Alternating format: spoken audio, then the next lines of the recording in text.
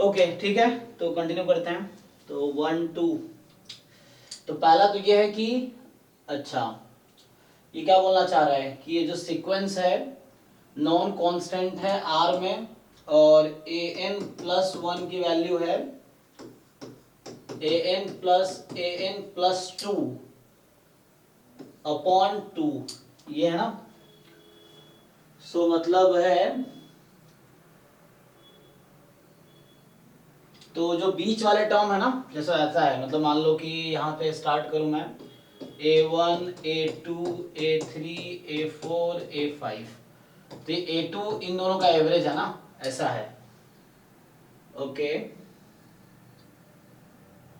फिर A3 जो होगा 2L बराबर L प्लस L। तो कैसे प्रूव करेंगे इसको? तो अगर आप कुछ टर्म लेके करना चाहो तो पूछ रहा है ए एन कॉची है, बाउंडेड है बट कॉची नहीं है, अनबाउंडेड है कॉची नहीं है, ओके, एंड कॉची है बट नॉट बाउंडेड है। तो देखो आप ये जानते हो कि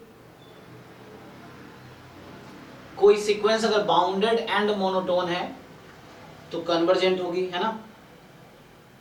कन्वर्स क्या है? अगर कोई सीक्वेंस कन्वर्जेंट है तो कन्वर्जेंट है, इसका मतलब वो बाउंडेड तो होगी, हाँ है ना। कन्वर्जेंट सीक्वेंस है तो बाउंडेड तो होना ही चाहिए, तभी उसका वो एग्जिस्ट करेगा लिमिट, क्योंकि लिमिट क्या, अगर इंक्रीजिंग है तो लिस्ट अपर बाउंड, डिक्रीजिंग है तो ग्रेटेस्ट लोअर बाउंड। सो यहाँ पे हमें चेक करना पड़ेगा।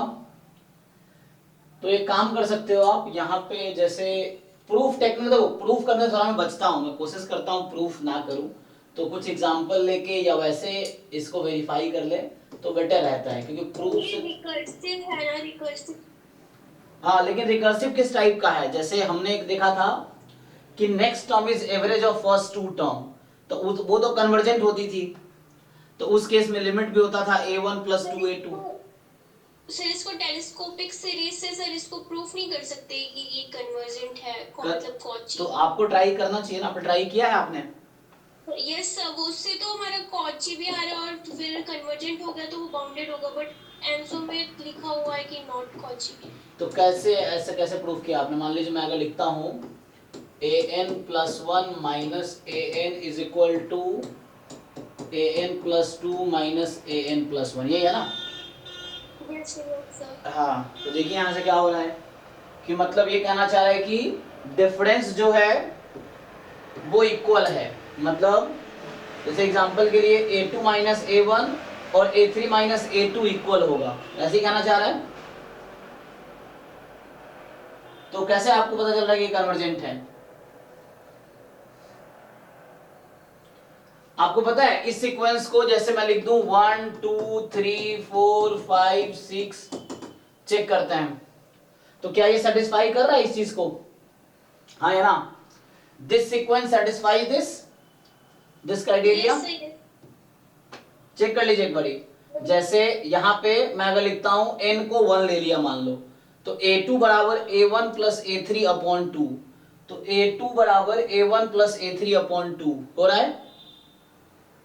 This is this plus this upon 2, this is this plus this upon 2, this is actually इसके टर्म्स जो होंगे ना, आपको याद है कोई टर्म एपी में कब होता है, कोई 3 नंबर एपी में कब होता है? एपी वाला है वही तो सर, हम बीच का जो उसको डबल करते हैं और a प्लस बी करते हैं जो बीच, मतलब तो आपको लगता है कोई सीक्वेंस जो कोई सीक्वेंस जो अरिथमेटिक प्रोग्रेशन में है वो कन्वर्ज करेगी? ये एग्जांपल है ना, एक एग्जांपल काफी है ना गलत कहने के लिए। So this is the one example which satisfy this criteria। क्या ये कन्वर्जेंट है? No sir, no. फिर कैसे प्रूफ कर दिया आपने?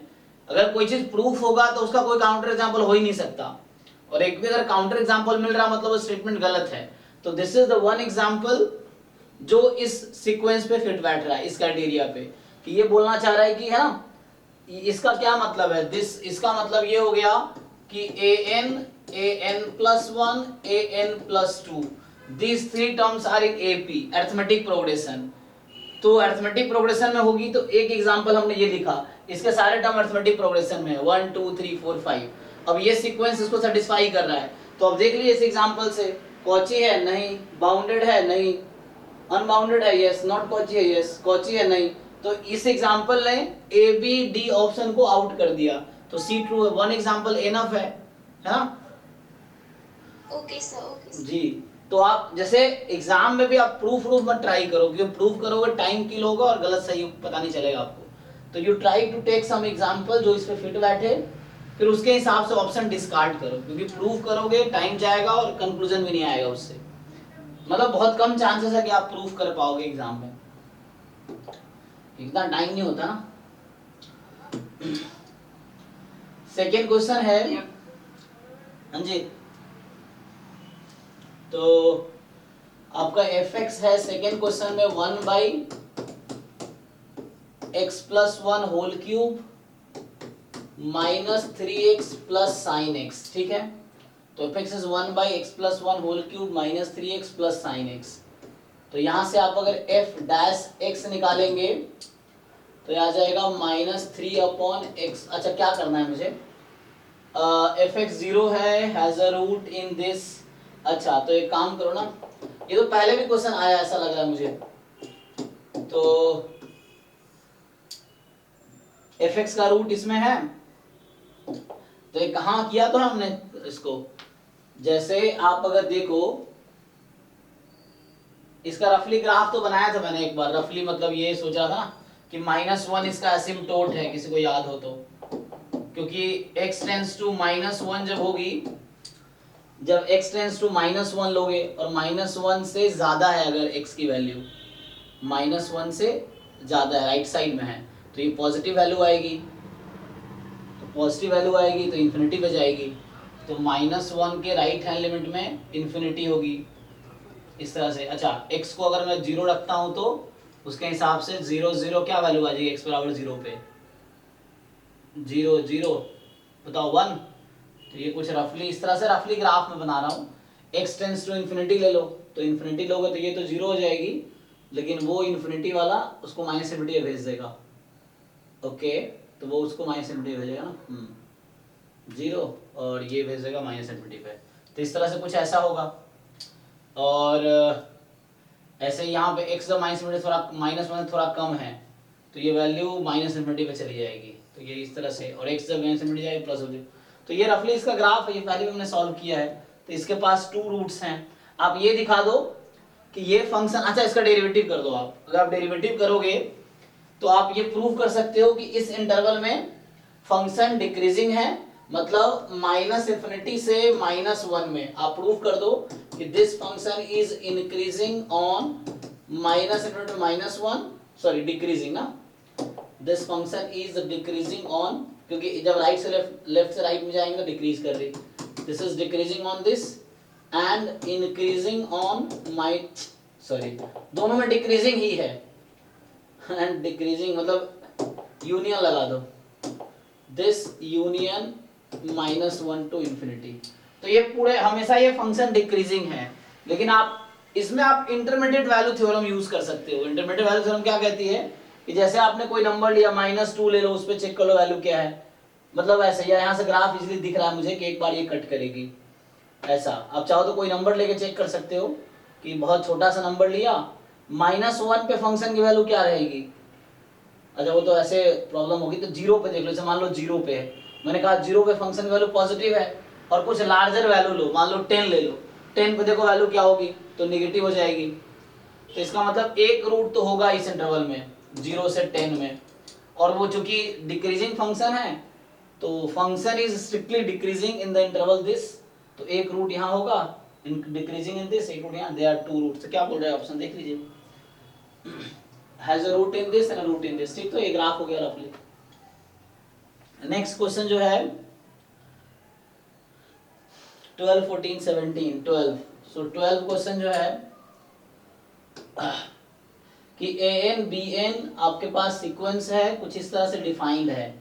अच्छा an कुछ लिखा हुआ है 3 की पावर n 3 की power n plus n time 3 की power n sign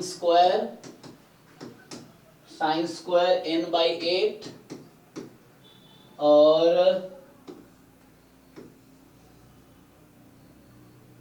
1/3n minus 2n cos 1/n, कुछ ऐसा है। हाँ तो ठीक है, इसमें क्या करना है आपको, एक काम करो, पहले तो आप यहाँ से n कॉमन आ रहा है, लिमिट निकालनी है ना, और an इस तरह से है, bn इस तरह से है, तो पूछ cn आपके पास है n upon summation 1/ai plus summation 1/bi, तो पूछ रहा है the limit of 32 times cn। अच्छा ये क्या कह रहा है, 30n फ्रॉम लिमिट, हाँ मतलब सीक्वेंस cn की लिमिट निकालनी है। तो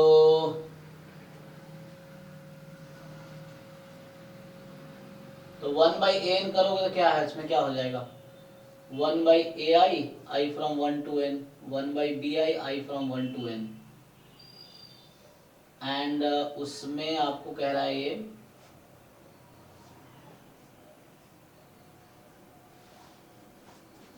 क्या बोलते हैं इसको हम लोग, तो मतलब लिमिट निकालनी है cn की, तो ये कुछ इस तरह से है, और bn आपका कुछ ऐसा है, e की पावर 1/n माइनस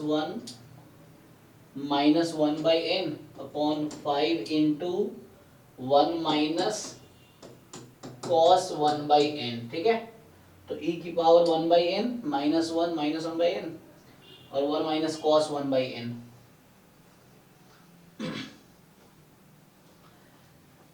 सो हमें सीरीज का सम चाहिए पहले, और सम के बाद फिर उसकी लिमिट निकालनी है। तो 1/ai की सीरीज का सम क्या होगा,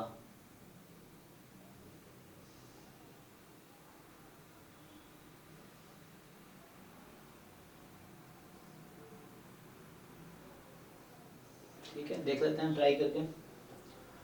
तो यहाँ पे अगर तुम्हें मेन क्या है, यहाँ पे cn जो है n अपॉन आपके पास है summation 1/ai I from 1 to n and plus summation 1/bi, so I from 1 to n, इस तरीके से। तो आपसे पूछ रहा है ये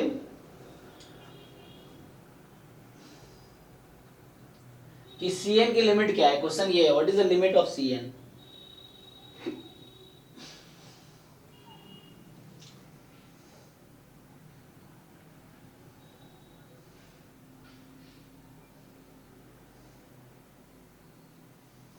तो ये चेक कर दो, ये कन्वर्ज करेगी डाइवर्ज करेगी, है ना। तो यहां से अगर आप देखो तो वैसे तो मुझे लग रहा है कि यहाँ पे पहले तो इन्फिनिटी अपॉन इन्फिनिटी बन रहा होगा, फिर एक बार डेरिवेटिव करना पड़ेगा, कोई थ्योरम लगेगा इसमें।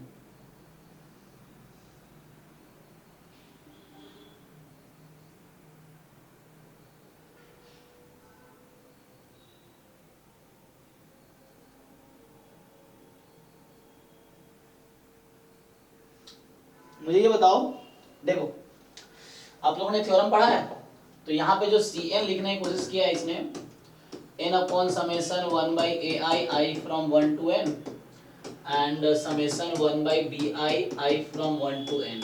तो अगर मैं तत्काल आपको समझाने के लिए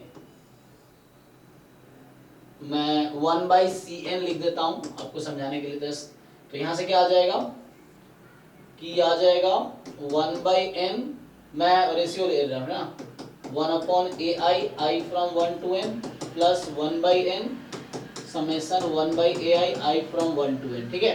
तो ये 1/cn ये बन जाएगी। नाउ यू सी, आपको पता है क्या कि अगर sequence of positive real number है कोई sequence, so limit a1 plus a2 up to an upon n, n tends to infinity, ये किसके इक्वल आती है, या मैं शॉर्ट में लिखूं तो limit n tends to infinity 1/n summation ai I from 1 to n, ये किसके इक्वल आएगी, limit n tends to infinity an, हाँ an के लिमिट आएगी, है ना। तो limit of an n tends to infinity, तो ये हमारे पास आएगी। अब आपको क्या करना है कि सेम यहां पे लगाने हैं, तो अगर मैं यहाँ लिमिट लगाता हूं n टेंस टू इंफिनिटी, तो इसकी लिमिट किसके इक्वल आएगी?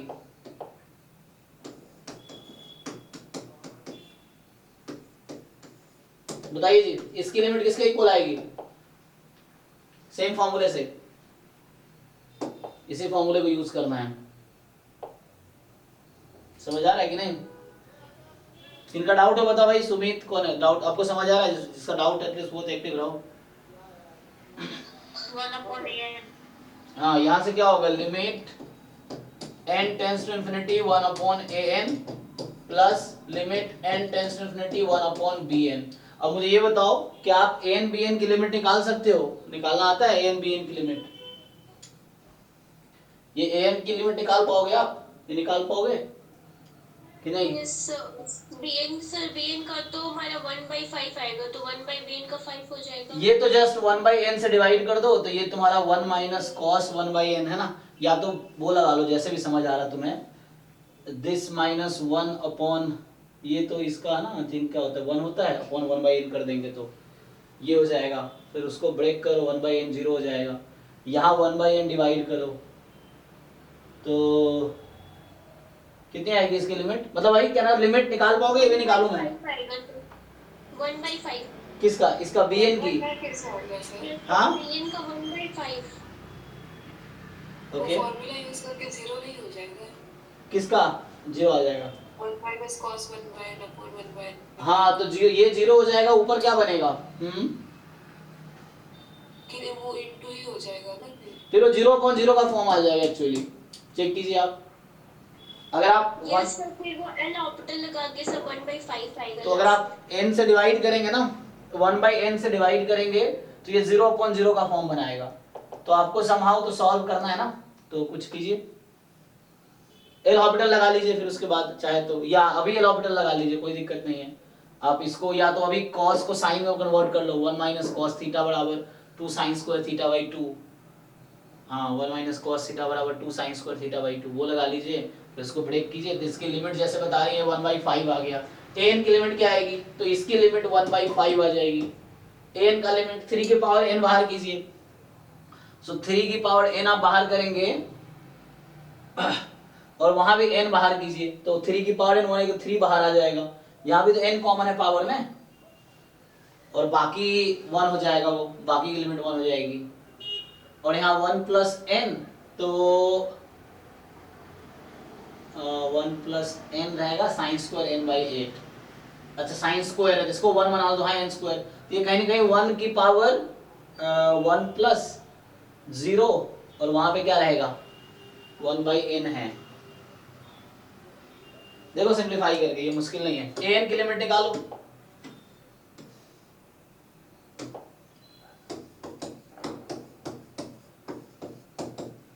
तो यहाँ ये होगा, पहले 3 की पावर n कॉमन लो, उसकी पावर ये पूरे हो जाएगी। सो 3 की पावर n, इसमें से n कॉमन लेंगे तो 3 की पावर n 1/n आएगा वहां से, तो n खत्म, तो एक तो 3 रहेगा, और इसके पावर में जो अब नंबर्स हैं ये n कट जाएगा इससे, तो बचेगा 1/3 माइनस 2 cos 1/n, इंटेंसिटी में cos 0 1 होता है, तो 1 हो जाएगा, 3 आ जाएगा। और फिर बचेगा आपके पास 1 प्लस, और यहां भी चाहो तो भी ब्रेक कर लो उस हिसाब से, सो है ना, n/8 से मल्टीप्लाई डिवाइड करके फाइंड कीजिए। तो अभी मैं ऐसे लिख देता हूं, ये बनेगा n साइन स्क्वायर n/8, इस पूरे की पावर 1/n कॉमन ले लो, और साथ में 1/3 माइनस 2 cos 1/n।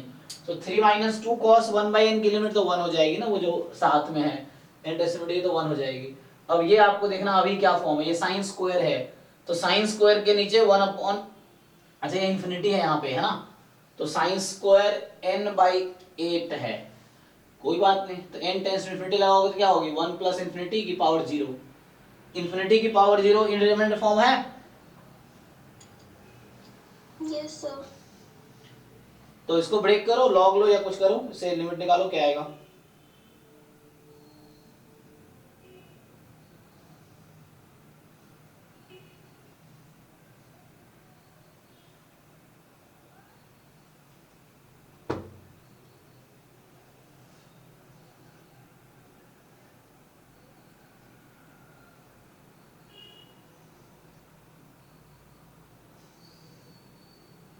बताओ भाई, कोई लिमिट निकालो, बताओ मुझे क्विकली क्या आंसर आएगा इसके लिमिट का।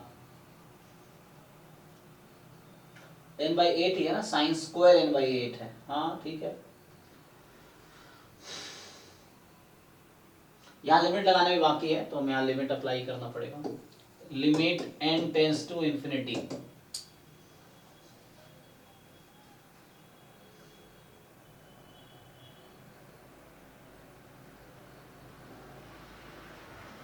तो लॉग लगा लो, उसमें कोई दिक्कत नहीं। लॉग लगा लोगे तो क्या हो जाएगा, इसको पूरे पावर ले लो, हाँ तो बाहर आ जाएगा।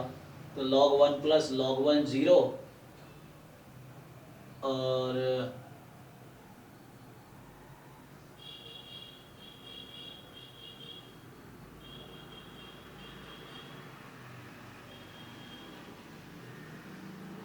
तो इसके हिसाब से आंसर 6 इसलिए है, इसका मतलब इसका आंसर 1 आना चाहिए, है ना, क्योंकि bn अगर 1/5 आया है तो यहाँ से अगर ये 1/5 मतलब ये हो जाएगा 5, तो 1/cn, लिमिट तो cn की पूछा था। अच्छा 32 cn पूछा हुआ है, ओके ओके, यहाँ 32 टाइम्स cn की लिमिट है। तो अभी तो हम निकाल रहे हैं कि an की लिमिट निकाल लो, फिर 1/an की भी आ जाएगी उसके हिसाब से, वो तो आ जाएगी। सो an की लिमिट निकालो यहाँ से, लॉग ले लो, कोई दिक्कत नहीं है, आप you take log. So log लोगे तो क्या होगा, log 1 plus x, log 1 plus x का एक्सपेंशन लिख दो, हो जाएगा। देखो ये मान लो l है अभी, तो इफ यू टेक log, ये l है, लिमिट है ना, दिस लिमिट इज l, मान लो ये लिमिट l है, तो log 3 तो पहले बाहर हो जाएगा। जब log लोगे तो क्या होगा, पावर यहाँ आ जाएगा बाहर, तो ये बचेगा log 1 plus n sign square n/8, और अपॉन में आएगा, साथ में आएगा ना, तो n इंटू में 3 - 2 cos 1/x। तुम लोग पेन पेपर लेके बैठे हो ना, सॉल्व करो, बताओ मुझे आंसर क्या आएगा। तो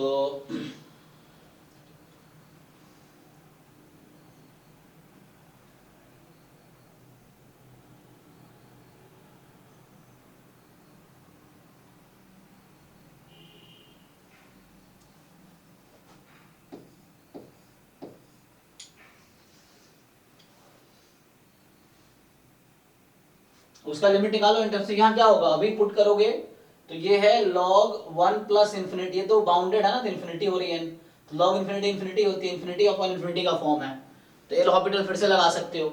अभी इन्फिनिटी अपॉन इन्फिनिटी का फॉर्म है, इसको हटाना चाहो हटा लो, मतलब इसको हटाना क्या, इसको लिमिट लगाओगे तो 1 हो जाएगी, तो इसको हटा भी सकते हो इसका अलग करके, तो बस अभी नीचे n रखो डिनोमिनेटर में। सो डिनोमिनेटर में जस्ट n रखो, ये है तुम्हारे पास। एक और काम कर सकते हो, log 1 प्लस एक्स का एक्सपेंशन खोल दो, तो उससे क्या होगा, log 1 प्लस एक्स का अगर एक्सपेंशन खोलोगे, नहीं तो ऐसे ही, अच्छा कोई फॉर्मूला था ना, एक मिनट, यहां से 1 log 1 plus x upon x, x tends to 0 होना चाहिए वहां पे, तभी ना।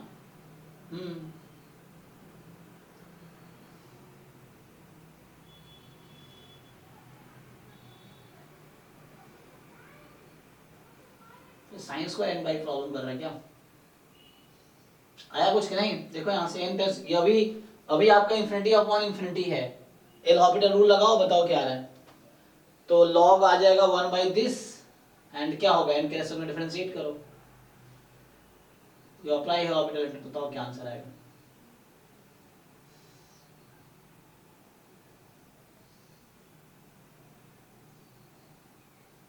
वहां पे प्रोडक्ट टू लगाने पड़ेंगे,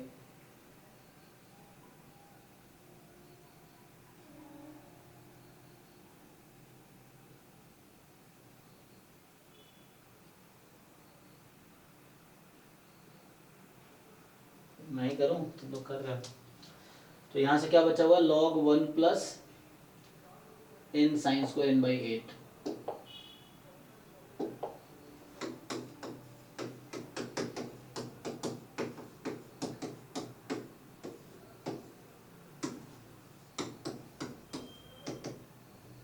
तो एल आउट लगा, ये खत्म हो जाएगा, तो यहाँ डिनोमिनेटर में आ जाएगा 1 plus n sign square n/8। अच्छा 1 प्लस log 1 प्लस एक्स के एक्सपेंशन में क्या होता है, उससे कुछ आएगा? उससे पर उससे भी वो इंफिनिटी हो जाएगा ना सर, अगर हम उसको एक्सपेंड करते हैं n के रिस्पेक्ट में, तो हमारा x minus x square by two करके होता है, हम्म, तो हमारा 1 - n/2 फिर n स्क्वायर बाई 3 ऐसे आ जाएगा। अच्छा तो इन्फिनिटी आ जाएगी तो कोई नहीं, रेसिप्रोकल 0 हो जाएगा। इन्फिनिटी आ गई तो हमें क्या है, लेकिन वो टर्म ऑल्टरनेटिंग रहता है ना शायद, प्लस माइनस चलता है इसमें log 1 प्लस एक्स यस, में। तो माइनस प्लस करके अच्छा होता है। तो यहाँ पे अभी क्या करते हैं, ये हो गया रहने दो, और इसका डेरिवेटिव तो 1 ही हो गया, हटा दो। अब उसका डिफरेंशिएट करोगे तो n का derivative sine square n/8 plus n time, अभी n का हो गया n as it is sine square का, so 2 sin x cos x, सो 2 sin n/8 cos n/8 into 1/8। ठीक है, तो यहां से क्या आ जाएगा, अभी आप अगर पुट करोगे, तो अभी क्या फॉर्म है, सो अभी ये तो एक्चुअली यहाँ पे प्रॉब्लम, इसको सेपरेट कर लो तो ये 0 हो जाएगा, ये बाउंडेड क्वांटिटी है, इन्फिनिटी है, 0 हो जाएगी। अब यहाँ पे कुछ होगा, अभी भी इन्फिनिटी अपन इन्फिनिटी है, n से डिवाइड कर लो। अब तो n से डिवाइड करोगे तो बाउंडेड क्या आ रहा है, सो दिस अपॉन दिस कर देंगे तो ये 0 हो जाएगी, पहले टर्म खत्म, उधर बचेगा n/4, और या तो ब्रेक करना, डबल साइन करना, वो कर दो, n/8 साइन 2n/8 मतलब n/4 हो जाएगा, और अपॉन में यहाँ पे रहेगा 1 plus n sign square n/8। अभी क्या होगा, अभी भी इन्फिनिटी अपॉन इन्फिनिटी है, n से अगर डिवाइड कर दो तो n से अगर मैं डिवाइड करूं तो ये n गायब, ये n गायब हो जाएगा, लेकिन यहाँ पे n है तो इन्फिनिटी रहेगा, ये भी प्रॉब्लम क्रिएट करेगा। एक्चुअली ना यहाँ 4n बाई साइन में इन्होंने n/8 लिखा है, समथिंग बाई n होता तो इजी होता है ना, अगर साइन में समथिंग बाई n आसान होता, क्योंकि ये n बाई समथिंग लिखा है तो ये थोड़ा मुश्किल है।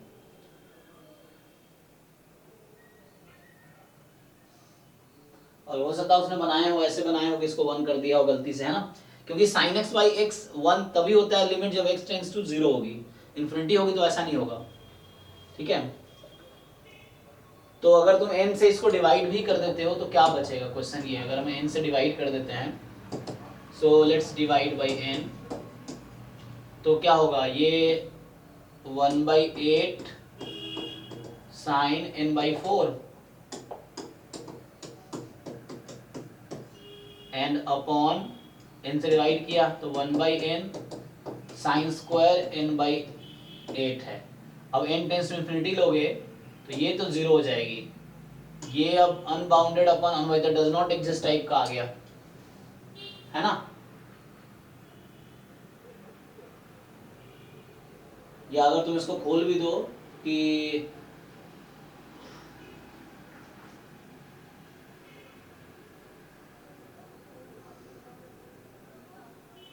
क्योंकि n की लिमिट में प्रॉब्लम है, लिमिट ऑफ, सर हाँ आपको मैंने व्हाट्सएप किया है, कल देख लीजिए। अच्छा, तो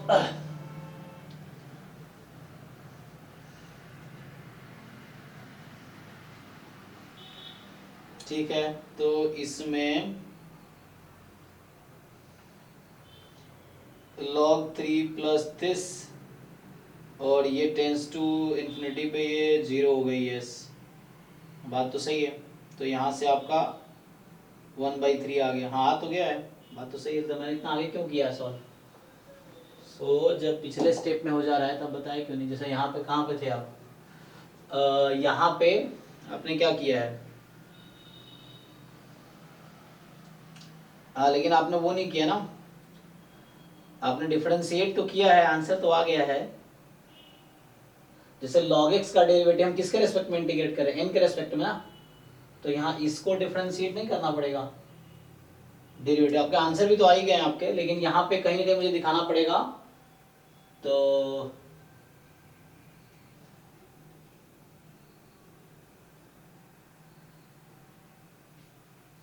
यहाँ आपने क्या किए हैं, एल हॉस्पिटल रूल लगाए, तो log x का डेरिवेटिव 1, लेकिन आपने इसको डिफरेंशिएट नहीं किया ना, यहाँ डिफरेंशिएट नहीं किया। अच्छा, इसको मैं कोई कांस्टेंट मान के k मान लेता हूँ तो प्रॉब्लम नहीं होगी। अभी मैं शुरू में अगर k मान लूँ उसको मैं, तो प्रॉब्लम नहीं होगी मुझे लगता है। यहाँ पे कोई बाउंडेड क्वांटिटी ही तो है, तो क्यों n को ढो रहे हैं? अगर मैं ऐसा बोलूँ यहाँ पे आपको, so this is some bounded quantity, एक मिनट, जैसे यहाँ पे ना ये मेरा कोई बाउंडेड क्वांटिटी है, तो शुरू में इसको हम बाउंड, क्योंकि तो बाउंडेड है ना तो इसको बाउंड कर सकते हैं हम लोग। तो ये कोई ना कोई नंबर जो होगा यहाँ पे जो मैं कर रहा हूँ, दिस इज सम कांस्टेंट के, एक मिनट देखिए, जैसे अगर मैं इसको लिखूं, सो ये कोई नंबर ही तो होगा, मुझे इससे मतलब नहीं है क्या है ना, क्योंकि ये फाइनाइट तो आएगा नहीं इंडेफिनिटी पे, तो कोई नंबर होगा। अगर मैं इसको अगर बाउंड, हाँ इसको, हाँ 0 to 1 में, मतलब 0 to 1 में कुछ होगा, तो k मान लेते हैं, k कोई नंबर है 0 से 1 के बीच का, हमें n से क्या ही, क्योंकि ऐसा कोई फर्क तो पड़ता नहीं है उसको इंडेफिनिटी पे, तो हमारे पास ये है। अभी ऐसा कर लेते हैं। अब इसको क्या करना पड़ेगा इसके लिए, तो उस केस में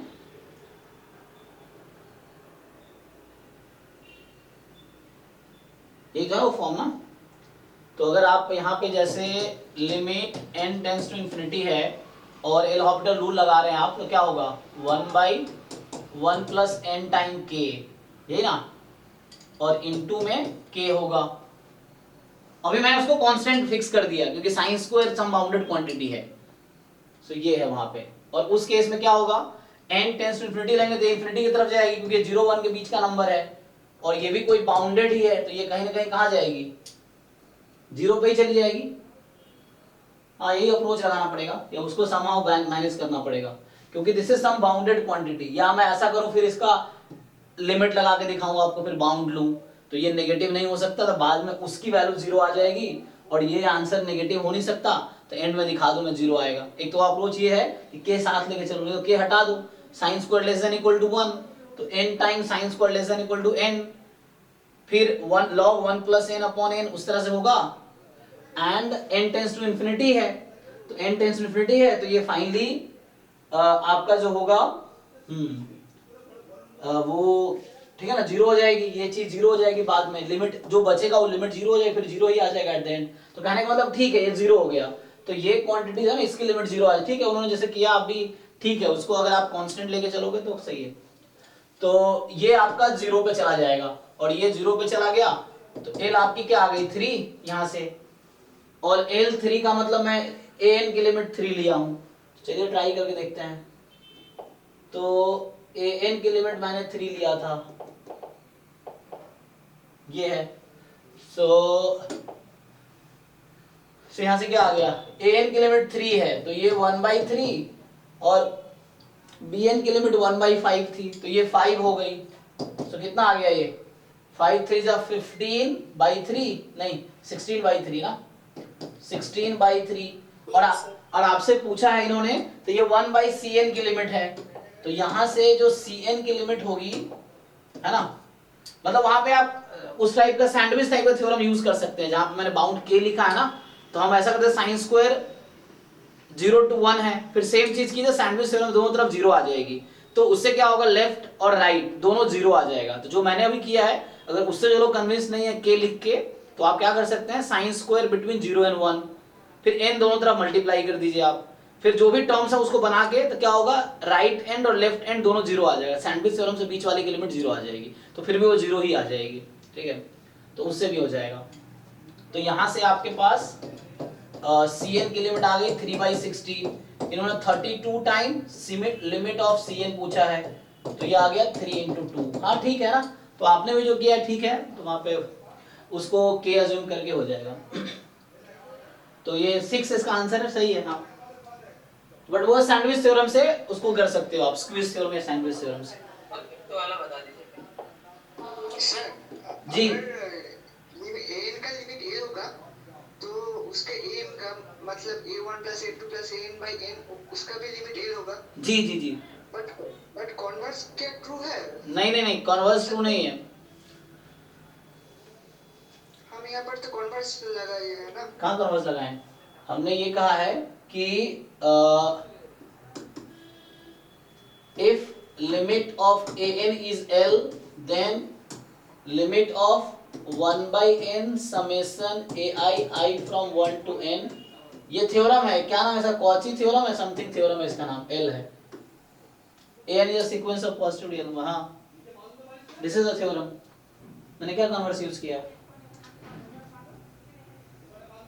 यहाँ पर तो हम समेशन 1/ai को 1/n से रिप्लेस कर रहे हैं। So what is the problem? If I write limit 1/a1, 1/a2, 1/an, so you replace 1/ai as bi. So क्या problem है? I take the sequence bn as 1/an. क्या problem होगा? So are you convinced by this? n tends to infinity 1/n summation bi I from 1 to n is limit n tends to infinity bn. Is it fine? So you take bn as 1/an. What is problem? If I choose bn as 1/an, then it's fine. What is the problem? Same ही तो है। Converse हो गया ना? कहाँ converse हो गया? और रेसिप्रोकल ले रहे हैं हम। कन्वर्स का मतलब कुछ और। कन्वर्स क्या दिक्कत है?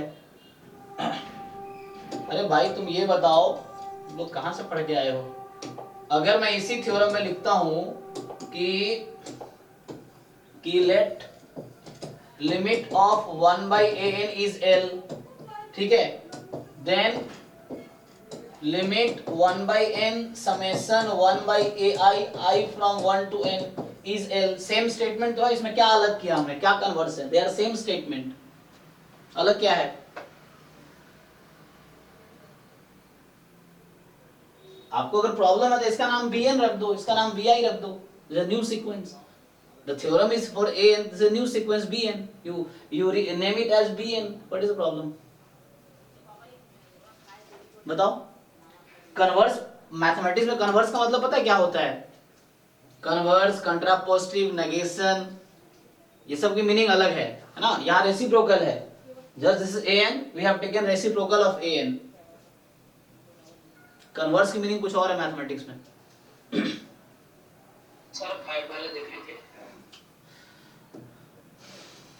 हाँ, कैलकुलेशन एक बार तो इसमें x है नॉर्मल म्यू सिग्मा स्क्वायर, है ना? तो आपके पास जो यहाँ पे दे रखा है इन्होंने, x is normal mu sigma square and x जो है लॉग z है। अच्छा, और मतलब z लॉग नॉर्मल है। y जो है वो क्या है तुम्हारे पास? a टाइम z की पावर म्यू है, ऐसा कुछ। तो यहाँ a स्क्वायर है सिग्मा स्क्वायर, मुझे लग रहा है यहाँ पे ना ये a स्क्वायर लिखा ना, म्यू a स्क्वायर, तो सिग्मा स्क्वायर को a स्क्वायर लिख रहा है, तो a स्क्वायर ने यहाँ सिग्मा टाइम z की पावर म्यू है, ठीक है ना? यहाँ भी a लिख रहा है तो ये a है हर जगह। और p तुम्हारा क्या है? Variance of log y by sigma, या a लिखना a लिख लो, y बाई सिग्मा। सिग्मा को यहाँ a लिखा हुआ है क्वेश्चन में, तो y by sigma minus mu square का होल स्क्वायर। तो इसमें क्या पूछा है आपसे? Which of the following is not true? Not true है, तो p की वैल्यू ये होगी अगर ऐसा होगा। तो सिंपल कैलकुलेशन लग रहा है मुझे, है ना? क्योंकि यहाँ तो x का तो काम ही नहीं है, इसमें कहीं x का काम है, तो x का तो जरूरत ही नहीं, हमें x को भूल जाओ। x ऐसे दिया है, x की जरूरत तो है ही नहीं हमें। अब हमें जरूरत क्या है? अच्छा z क्या है? अच्छा z क्या है? तो z है e की पावर x, है ना? अच्छा ओके, तो y इज a z की पावर म्यू, और z क्या है? e की पावर x। तो y के लिए यूज करना ना आपको, y का डिस्ट्रीब्यूशन चाहिए आपको।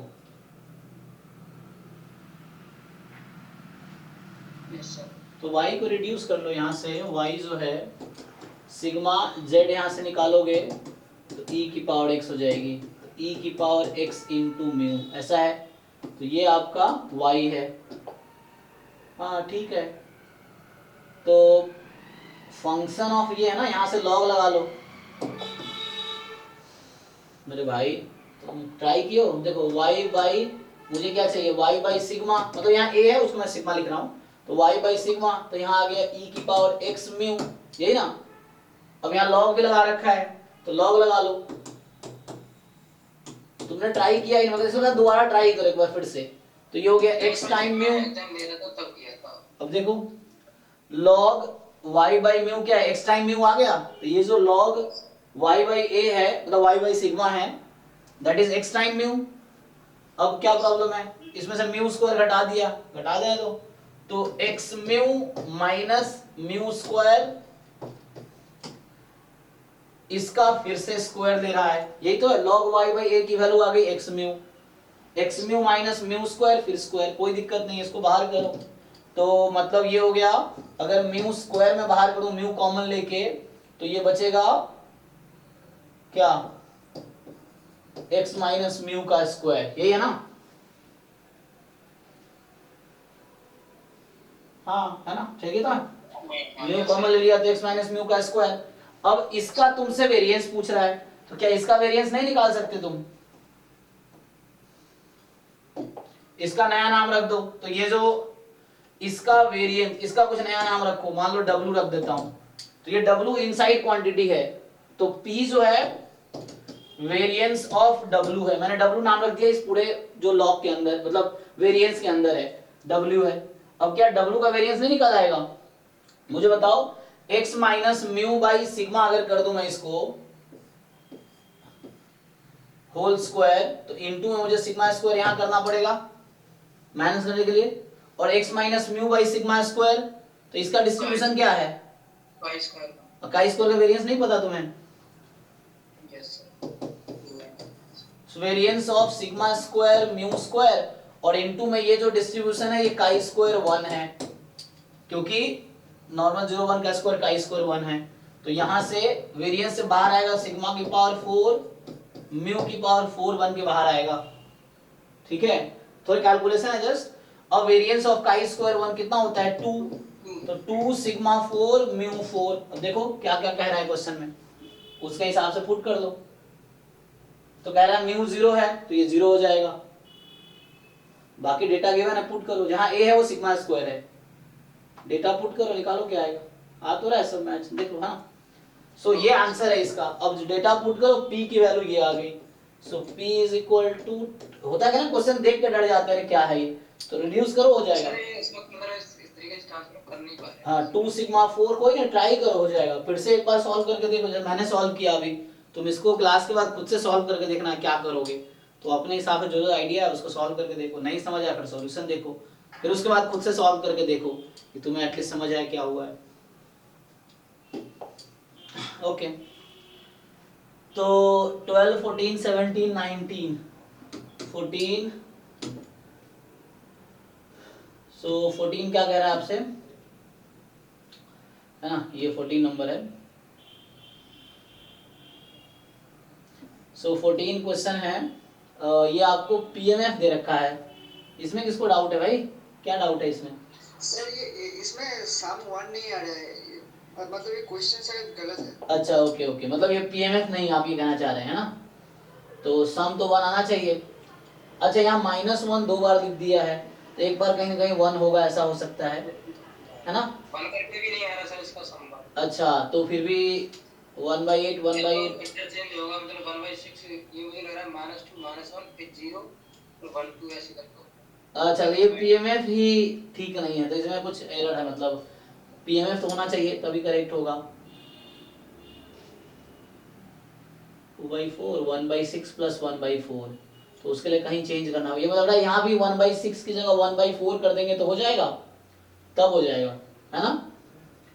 अगर मैं 1/6 को 1/4 कर दूं तो 3 बार 1/4 है, मतलब 3/4 1/2, और अच्छा सॉरी 3/4 ना, 3/4 प्लस, हाँ हो जाएगा, ठीक है ना। तो यहाँ एरर है बस, ये जो 1/6 है ना ये 1/4 होगा, ये जो -1 पे है तो यहाँ भी थोड़ा चेंज होगा, -2 -1 1 0 2 ऐसे कर दो, तो ये 1 है और यहाँ 1/4 है, ठीक है। 1/6 की जगह 1/4 करके करो हो जाएगा। तो इस 6 को हटा के 1/4 कर दो आप, फिर उससे कैलकुलेशन करके देखो आ जाना चाहिए, ठीक है।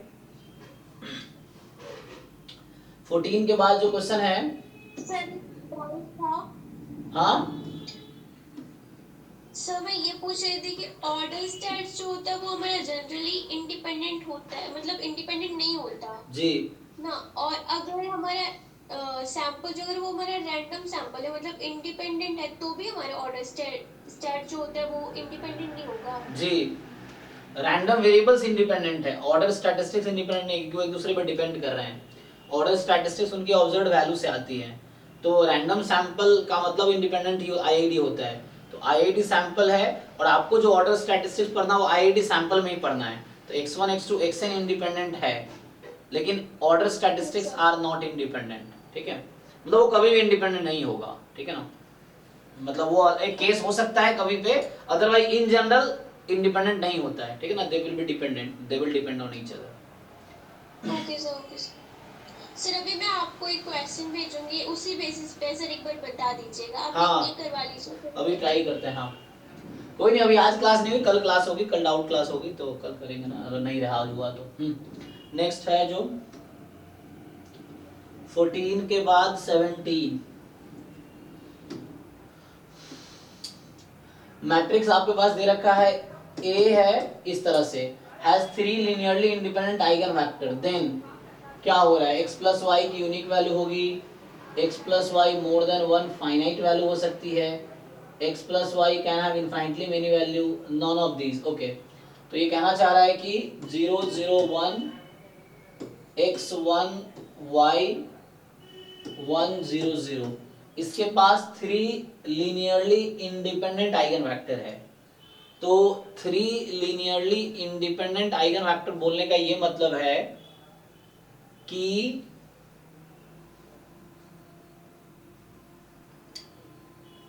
सर 3 डिस्टिंक्ट आइगन वैल्यूज होंगी उसकी। 3 डिस्टिंक्ट आइगन वैल्यू नहीं भी होगी तो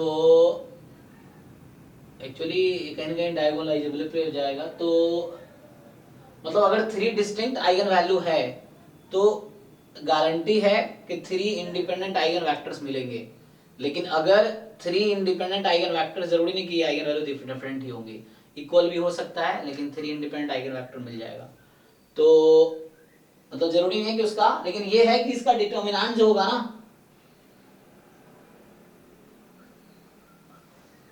तो हम किस अप्रोच से सॉल्व करेंगे कि इसके पास 3 इंडिपेंडेंट आइगन वेक्टर है, सो दे आर इंडिपेंडेंट। तो मतलब वो P inverse AP is equal to D है ना। अच्छा, तो मतलब ये इनवर्टिबल मैट्रिक्स होगा, ये कहने का ये मतलब ये एक्चुअली जो कंडीशन है ना, ये डायगोनलाइजेबिलिटी का है कि दिस मैट्रिक्स इज डायगोनलाइजेबल। तो कि डायगोनलाइजेबिलिटी यही डेफिनेशन होती है कि 3x3 मैट्रिक्स है, this is diagonalisable if and only it has n×n की मैट्रिक्स है, is said to be diagonalizable if and only if it has n independent eigenvectors. So तो ये डायगोनलाइजेबिलिटी कहीं ना कहीं फिट करने की कोशिश किया है, तो हमें इसको रिलेट करना है, क्योंकि डायगोनलाइजेबिलिटी जैम के सिलेबस में नहीं है, तो हमें इसको कहीं ना कहीं रिलेट करना है पीएल पहले से ही। तो उसके लिए ये है x plus y takes unique value है ना, x प्लस वाई की बात कर रहा है ये। अच्छा, इसका अभी डिटर्मिनेंट क्या आएगा, अगर कोई फाइंड करो डिटर्मिनेंट क्या आता है इसका, तो ये फर्स्ट रो की थर्ड कॉलम एंड ये आ जाएगा आपका -1 आएगा है ना। तो इसका डिटर्मिनेंट -1 है। ओके,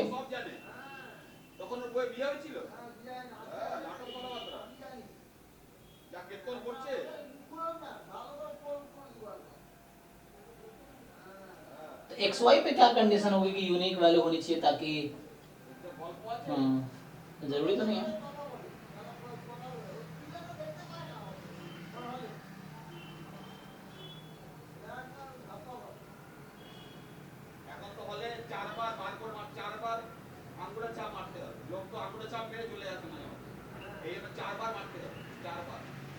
तो इसका डिटर्मिनेंट एक्स वाई पे तो डिपेंड भी नहीं कर रहा है ना, और उसका ट्रेस 1 है।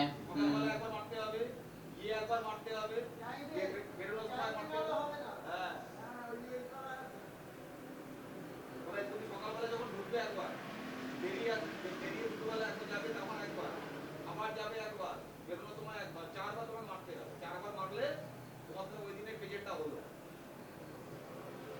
how to approach?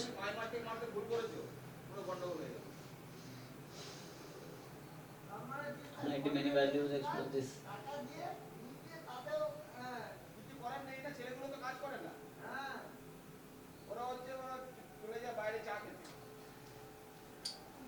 मतलब ये है कि ठीक है, ये डायगोनल मैट्रिक्स आएगा और इसके डायगोनल पे आइगन वैल्यूज आएंगे। तो एक तो ये अप्रोच मुझे पता है, बाकी सारे एंट्रीज जीरो होंगे। बट x प्लस वाई का उससे क्या रिलेशन होगा? दूसरा हम सोच सकते हैं कि मान लो चलो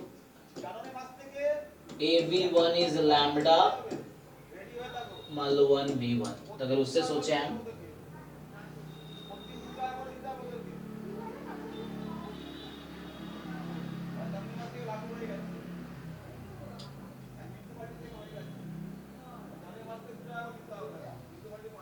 ये सब अभी ना ट्राई करना पड़ेगा, इसका अभी मुझे समझ नहीं आ रहा, किसी को कुछ आइडिया है तो बताओ। अच्छा कुछ क्वेश्चन जो रह जाते हैं ना वो तुम मुझे पर्सनली भेज सकते हो, वो मैं ट्राई करके फिर हो जाएगा। सॉल्यूशन तो होगा ही कहीं नहीं, मुझे थोड़ा ट्राई करना पड़ेगा।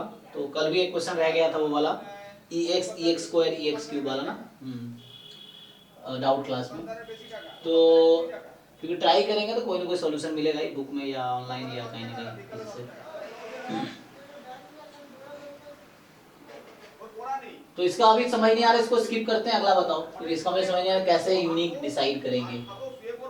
मतलब इसमें एलिमेंट का क्या चक्कर है कि इंडिपेंडेंट होगा। अच्छा अगर मैं अच्छा इसको गलत अगर मान लो दिखाने की कोशिश करूं, अगर मैं ऐसा कर दूं कि एक्स वाई को 0 0 ले लेते हैं, तो उसके आइगन वेक्टर्स निकाल सकते हो आप लोग? हाँ निकाल तो सकते हैं।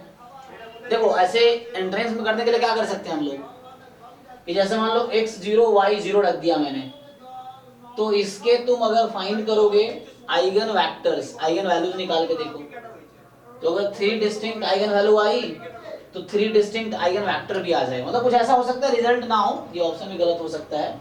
तो आप क्या करो, जैसे x को मान लो मैंने 0 रखा, y को 0 रखा, अब इसे चेक करो कि क्या a के पास 3 distinct 3 linearly independent eigen vector है, ये चेक करो क्या ये आइगन वेक्टर होगा। और दूसरा मान लो एग्जांपल के लिए x माइनस 1 और y बराबर 1 ले लो, फिर चेक करो कि a has 3 linearly independent eigen vector. इससे करके तुम ऑप्शन डिस्कार्ड कर सकते हो, तो इससे चेक करना पड़ेगा तुम्हें एग्जांपल लेके, a has 3 linearly independent eigen vector, just to see ऐसा होगा कि नहीं होगा। तो देखो यहाँ पे 3 आ रहा है क्या, इससे 3 आ रहा है कि कुछ इस तरह से डिफरेंट वैल्यू। अगर मान लो मोर देन 1 वैल्यूज आ गई तो हो सकता है ये ऑप्शन भी गलत लगाया हो इस तरीके से। ये है, तो एक बार इसको चेक करना पड़ेगा तुम्हें एग्जांपल लेके। तो आप लोगों को आइगन वैल्यू तो निकालना आता है, ये पहले आइगन वैल्यू निकालिए x y 0 रख के, फिर आइगन वैल्यू से आइगन वेक्टर निकालिए इस कंडीशन से a b बराबर लैम्डा v करके आइगन वेक्टर निकाल के थोड़ा एक्सपेरिमेंट करना पड़ेगा। तो आप उसको ट्राई करो, मैं मतलब मैं हिंट दे रहा हूँ कि x y की डिफरेंट वैल्यू रख के, कुछ ऐसा रख के डिफरेंट रख के ना आप चेक करो कि इसके पास 3 डिस्टिंक्ट, मुझे ऐसा लग रहा है कि यूनिक वैल्यू होगा, क्योंकि मुझे लग रहा है ये ऑप्शन गलत लगा रखा है। जरूरी नहीं कि यूनिक ही लेगा ये, है ना, बट फिर भी हाँ सर एक्स में कुछ भी रखिए ना तो उसका आइगन वैल्यू फिक्स है, 1 -1 और 1 दो को 1 आएगा और एक -1 आएगा। अच्छा 1 1 -1 आएगा, ओके। तो आइगन वैल्यू तो 1 1 -1 आएगा डायरेक्ट, इन जनरल भी निकालते हो तो वही आता है, मतलब इन जनरल आप निकालोगे तो भी यही आएगा ना। अगर मतलब इसी में अगर हम करें a माइनस लैम्बडा आई का डिटर्मिनेंट निकाल के 0 पुट करें, तो आप ये कह रहे हो लैम्बडा जो आएगा 1 1 -1 आएगा, है ना। अब देखो तो मेन पॉइंट क्या है, अच्छा तो यहां से डिसाइड होगा। तो मेन पॉइंट क्या है, यहाँ पे 1 की अलजेब्रिक मल्टीप्लिसिटी 2 है, इसका मतलब है कि 1 2 बार आया है, तो 1 2 टाइम आया है। तो अब इसके करस्पॉन्डिंग आइगन वेक्टर निकालो, अब वो लिनियरली इंडिपेंडेंट आने चाहिए, तो वहां पे डिसाइड होगा, आई थिंक वहां से आएगा। ओके तो जैसे मैं करके दिखाता हूं, देखो सो लैम्बडा इज इक्वल टू 1 के लिए ट्राई करते हैं। तुम क्या करेंगे, a minus I times v is 0, तो a माइनस आई कर देते हैं, तो -1 0 और -1 बाकी ऐसे रहेगा।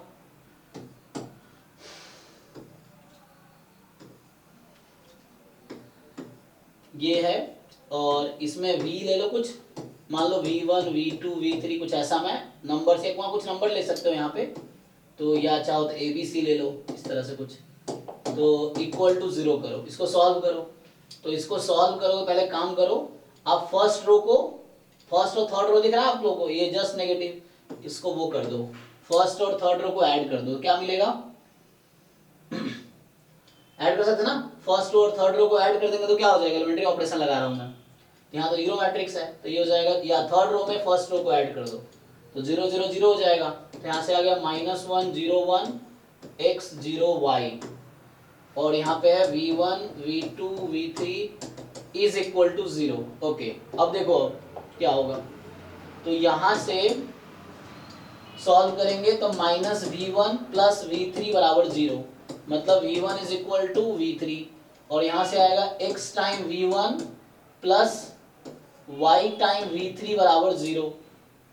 ओके, अब देखो यहाँ पे क्या है ना, 1 की अलजेब्रिक मल्टीप्लिसिटी 2 है, मतलब 1 आइगन वैल्यू है 2 टाइम, मल्टीप्लिसिटी 2 है उसकी, तो उसके corresponding 2 linearly independent eigen vector जब मिलेगा तभी इसके पास 3 इंडिपेंडेंट आइगन वेक्टर होगा। जो -1 तो सिंगल आइगन वैल्यू है तो उसके करस्पॉन्डिंग एक आइगन वेक्टर तो मिलेगा ही। अब 1 के करस्पॉन्डिंग, क्योंकि 1 की मल्टीप्लिसिटी 2 है तो 1 के करस्पॉन्डिंग या तो एक आइगन वेक्टर मिलेंगे या 2 आइगन वेक्टर मिलेंगे इंडिपेंडेंट, तो आपको वही देखना है कि 2 कब मिलेगा, तो उससे x प्लस वाई आ सकता है। चलिए देखते हैं, तो अभी मैं जो v लिखा था, v मैंने ये लिया था v1 v2 v3, अब ये लिया था तो समझिए, तो v1 बराबर तो v3 ऐसे ही आ गया, और यहां से भी वही कंडीशन आ रहा है, तो v2 तो ऐसे ही रह जाएगा, तो v3 को मैं क्या कर देता हूं v1, है ना, v3 को v1 कर देते, क्योंकि यहां से आया ना v1 v3 इक्वल है, तो v3 को हटा के v1 रख दिया, तो यहां से क्या बन रहा है एक्चुअली, लेकिन इसको भी तो यूज करना है, तो ये सेम चीज देना चाहिए। इसका मतलब ये है कि यहां से जो आएगा, अगर आप v1 कॉमन ले लो तो 1 टाइम v1 और 0 1 0 टाइम्स v2, तो ये एक आइगन वेक्टर है, ये दूसरा आइगन वेक्टर होगा, लीनियरली इंडिपेंडेंट चाहिए था ना। अब यहां इसका क्या रिलेशन है, तो इसके लिए this two has to be identical, तो मतलब इसके लिए कहने का मतलब क्या है बताओ, ये दोनों सेम ही इक्वेशन जनरेट करेगी तभी जाके वैसा होगा, वरना क्या हो जाएगा, मान लो ये अलग अलग दे रहा है, यहां से क्या आ रहा है देखो, यहां से अगर मैं v1 निकाल रहा हूं, ये इसी को देख लो ना, कंपेयर कर लो इन दोनों को, इसको और इसको कंपेयर कर लो, ये दोनों सेम इक्वेशन देने चाहिए तभी जाके 2 इंडिपेंडेंट आइगन वैल्यू आएगी, है ना, और अलग अलग दे दिया तो नो सॉल्यूशन टाइप का आ जाएगा, हाँ, क्योंकि सेटिस्फाई नहीं करेगा। तो यहां से ये मतलब आया कि x हैज टू बी, जो ये वैल्यू है ना, क्या होना पड़ेगा, या यहां से निकाल लो, देखो v1 की वैल्यू निकाल दोगे तो आ जाएगा -y/x v3, यही होगा ना, तो -y/x को 1 होना पड़ेगा, तो x प्लस y को क्या होना पड़ेगा 0, यही मैं कह रहा था, तो x प्लस वाई को 0 होना पड़ेगा, तो ये आंसर मतलब सॉल्व हो गया। तो यहां से ये आंसर आया कि x plus y has unique value, मतलब सही है ये कि x प्लस वाई की यूनिक वैल्यू होनी चाहिए, वो क्या होगी, अच्छा यहाँ पे क्योंकि वैसा नहीं हुआ ना, मान लो x प्लस वाई की मतलब x यहाँ जो आएगा, एक मिनट यहाँ से क्या है चेक करते हैं, रुको रुको, y क्या आ रहा है यहाँ से, y बराबर -x ना, या x बराबर -y, तो ऐसा होना चाहिए, x बराबर -y ही होना पड़ेगा या y बराबर -x होना चाहिए, तो x प्लस वाई हर केस में 0 ही आएगा, तभी जाके इसके पास 2 इंडिपेंडेंट आइगन वैल्यू मिलेगी, क्योंकि ये दोनों इक्वेशन आइडेंटिकल होना पड़ेगा, सेम होना पड़ेगा, अदरवाइज नो सॉल्यूशन आ जाएगा यहाँ से, तो आइगन वेक्टर आपको मिलेगा ही नहीं। फिर अगर x बराबर -y नहीं हुआ या y is equal to -x नहीं हुआ तो देन दोनों डिफरेंट हो जाएंगे, तो डिफरेंट हो जाएंगे तो उस केस में ये नो सॉल्यूशन की तरफ चला जाएगा, चेक कर लो भाई, या अगर नो सॉल्यूशन नहीं भी होगा तो एक ही आइगन वेक्टर फिर आपको मिलेगा, फिर उसके लिए क्या होना पड़ेगा, अच्छा एग्जांपल के लिए देखो, जैसे y बराबर -x कह रहा हूं मैं, इसके अपोजिट कुछ ले लेते हैं, x को 1 लेता हूं तो y -1 लेना पड़ेगा, तो मैं दूसरा ले लेता हूं कि x को 1 रखो और y को -2 रखो, ये दोनों का सॉल्यूशन क्या आएगा, जब ऐड करोगे ना तो दोनों 0 आ जाएंगे, तो एक ही इंडिपेंडेंट आइगन वेक्टर मिलेगा फिर, हाँ एक ही मिलेगा यहाँ से फिर, तो 2 इंडिपेंडेंट आइगन वेक्टर तभी मिलेंगे जब ये दोनों आइडेंटिकल इक्वेशन होगा, तो उसके लिए है ना। तो यहाँ से ये दोनों सेम होना पड़ेगा, तो y minus y upon x को 1 होना पड़ेगा, तो x प्लस वाई को 0 होना पड़ेगा, ठीक है ना। तो ये हो गया, मतलब इसका आंसर ये है कि x plus y has unique value and that unique value is 0, so x plus y has to be 0 to get 3 linearly independent eigen vector, ठीक है। तो उसके लिए सॉल्व करना पड़ेगा ना, जैसे अभी हम ऐसे ही सोच रहे थे तो उससे नहीं हुआ, अगर आप आइगन वैल्यू निकालो फिर जैसे बताया आइगन वैल्यू तो इजी हो गया ना। तो यहाँ से अगर आपने आइगन वैल्यू निकाले, मतलब क्वेश्चन सॉल्व करना शुरू करो तो कई बार क्या ना आगे सॉल्व करते हो फिर आगे आइडिया आ जाता है, क्योंकि सॉल्व करना स्टार्ट नहीं करते हैं तो हमें बहुत आगे तक दिखता नहीं है। तो जैसे आइगन वैल्यू आपने निकाले, तब यहाँ से पता चला मुझे ओके 1 की जो है रिपीटेड आइगन मतलब मल्टीप्लिसिटी है, तो इसके करस्पॉन्डिंग मैंने आइगन वेक्टर निकाल दिए, तो आइगन वेक्टर निकाला 1 के करस्पॉन्डिंग। अब ये कंडीशन आया कि y प्लस एक्स को 0 होना पड़ेगा, तभी जाके 1 के करस्पॉन्डिंग 2 इंडिपेंडेंट आइगन वेक्टर आएंगे, अदरवाइज एक ही मिलेगा, तो वो 3 नहीं हो पाएंगे फिर। तो इसीलिए ठीक है, ये मतलब ये क्वेश्चन सही है, आंसर भी सही है, ठीक है।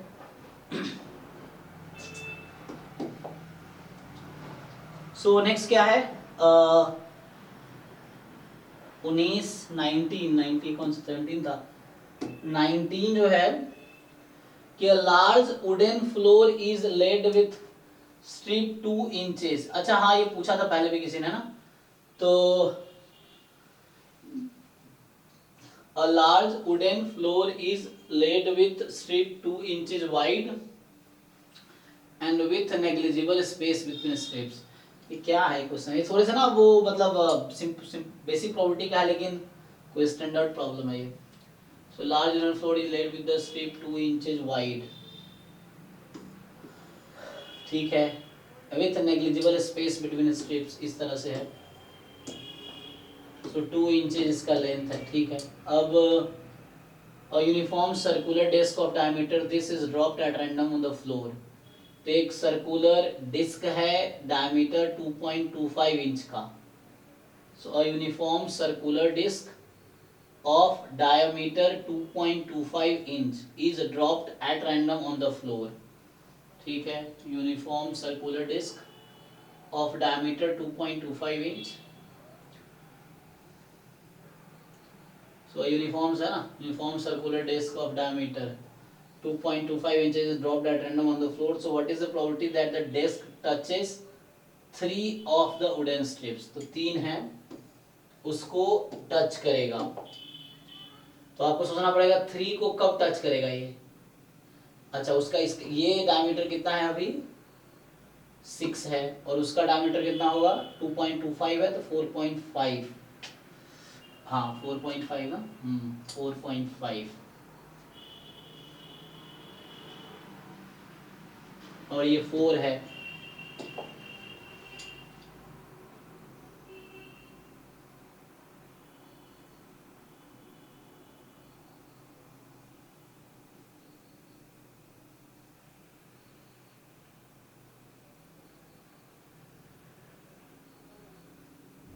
सोचना पड़ेगा, है ना।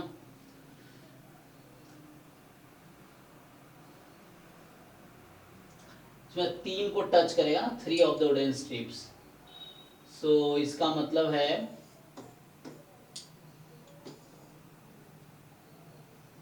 मतलब कितने भी ऐसे तो 3 ऑफ द स्ट्रिप को टच कब करेगा, सो एक तो पूरा कवर होगा, और तो मतलब ये है कि उसका सेंटर कहीं ना कहीं, अगर यहाँ भी आता है सेंटर तो ये 2 ही है, इधर आएगा ही सेंटर। 2.25 तो डायमीटर है ना सर, रेडियस। अच्छा रेडियस, ओ सॉरी, हाँ वो ध्यान अच्छा मैं रेडियस मान लिया, 1 मिनट, हाँ सही सही, ये डायमीटर 2.25 है, डायमीटर कितना हो गया 2.25 ही है, तो ये 2 है और 2.25 डायमीटर है, तो 3 को कब टच करेगी 3 को, जब ऐसा होगा, ओके ओके हाँ, अच्छा मैं 4.45 लेके चल रहा था ना डायमीटर, ओके 2.25 डायमीटर ही है, ठीक है ना, हाँ तो इसका डायमीटर 2.25 है, तो इस तरह से फॉल आउट होगा। तो देखो ऐसे अगर इधर गया तो 2 पे ही हो जाएगा, जैसे अभी ये है, तो थोड़ा सोचना पड़ेगा तो एग्जाम में इस तरह क्वेश्चन मिले, अगर तुम्हें इजीली आइडिया ना लगे तो स्किप करो उस टाइम पे, है ना। सो यहाँ पे क्या करना है,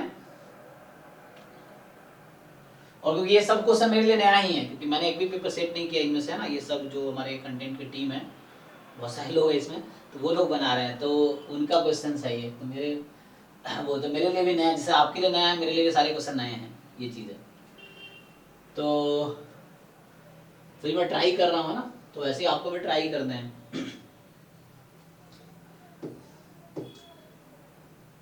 तो 2 ये है हमारे पास, है ना, 2 ये है और ये 2 है।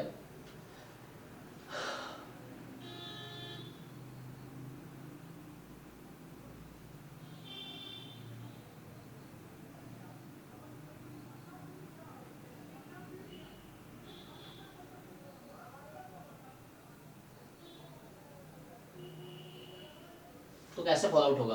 अगर ऐसा हुआ तो 2 है ना, 2 पॉइंट, तो ये इधर आ जाएगा। 3 को मुझे प्रॉपर्टी निकालनी है कि 3 को टच करे, तो इसका मतलब 2 तो इधर होगा, कुछ इधर होगा, कुछ इधर होगा, ऐसा निकालना है प्रॉपर्टी कि टचेस द 3 ऑफ द।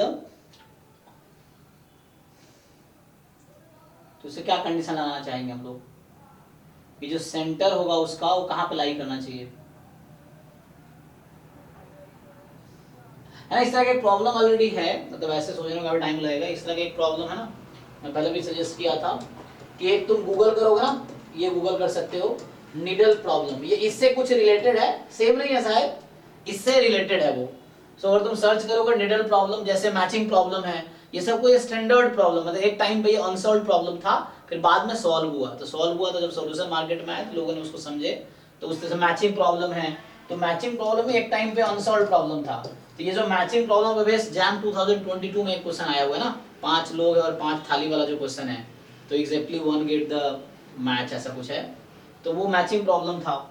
तो इसके कुछ स्टैंडर्ड फॉर्मूले होते हैं, वो आप याद रख सकते हो कि मैचिंग प्रॉब्लम का फॉर्मूला क्या है कि n ऑब्जेक्ट है, n पेयर ऑफ ऑब्जेक्ट है, रैंडमली रख रहे हैं, तो क्या नंबर ऑफ मैचिंग्स की क्या प्रोबेबिलिटी होगी। तो वैसे तुम डिराइव करोगे, जैसे मैचिंग प्रॉब्लम का ही अगर मैं डिराइव करने लगूँ तो बहुत टाइम लगेगा, क्योंकि वो प्रूफ है ना, तो प्रॉपर प्रूफ लिखने में आपको आवर्स भी लग सकते हैं, तो इसलिए कई बार एग्जाम में प्रूफ करना डिफिकल्ट रहता है। तो यही प्रॉब्लम है, नीडल प्रॉब्लम है, ये भी एक स्टैंडर्ड इससे रिलेटेड एक होता है, तुम चेक करना वहाँ भी कुछ इससे ही रिलेटेड है, तो वहाँ भी ऐसे ही है, तो उसमें कुछ दिक्कत है, डायरेक्ट फॉर्मूला अगर मिल जाए तो यूज कर लो, और नहीं तो ऐसा है, तो इसमें मुझे लगता है टाइम लगेगा, तो इसको अभी छोड़ देते हैं, इसको स्किप करते हैं अभी के लिए, आगे ट्राई करता हूँ मैं। नेक्स्ट क्या है, तो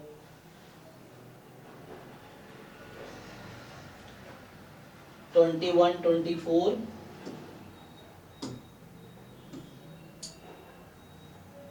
ये मैंने पहले सॉल्व किया था शायद।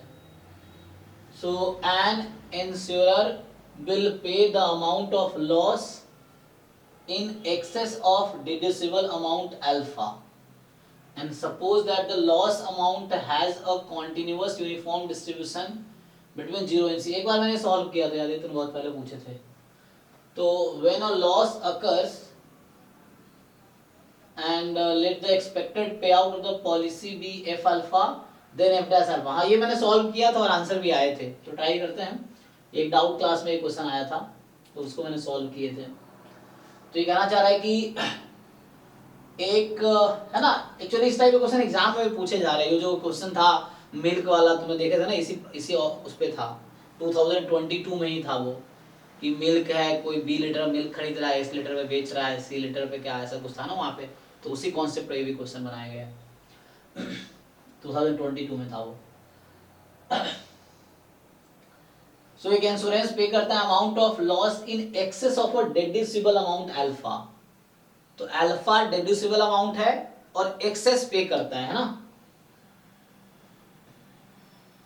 सो अल्फा के बाद का अमाउंट पे करेगा वो।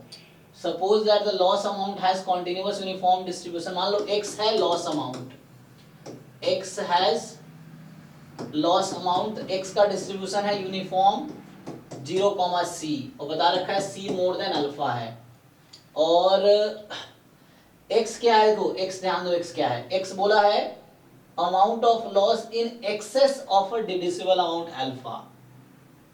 तो x की जो वैल्यू है ना, मतलब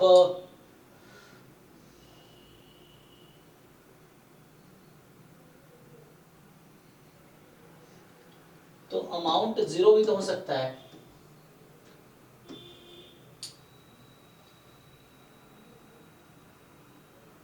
When the loss occurs, let the expected payout of the policy be f alpha.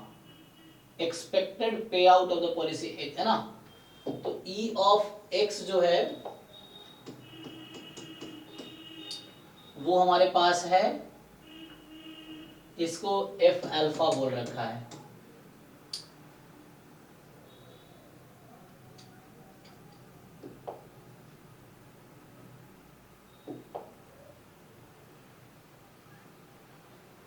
तो एक नया रैंडम वेरिएबल मुझे लेना पड़ेगा पे आउट का।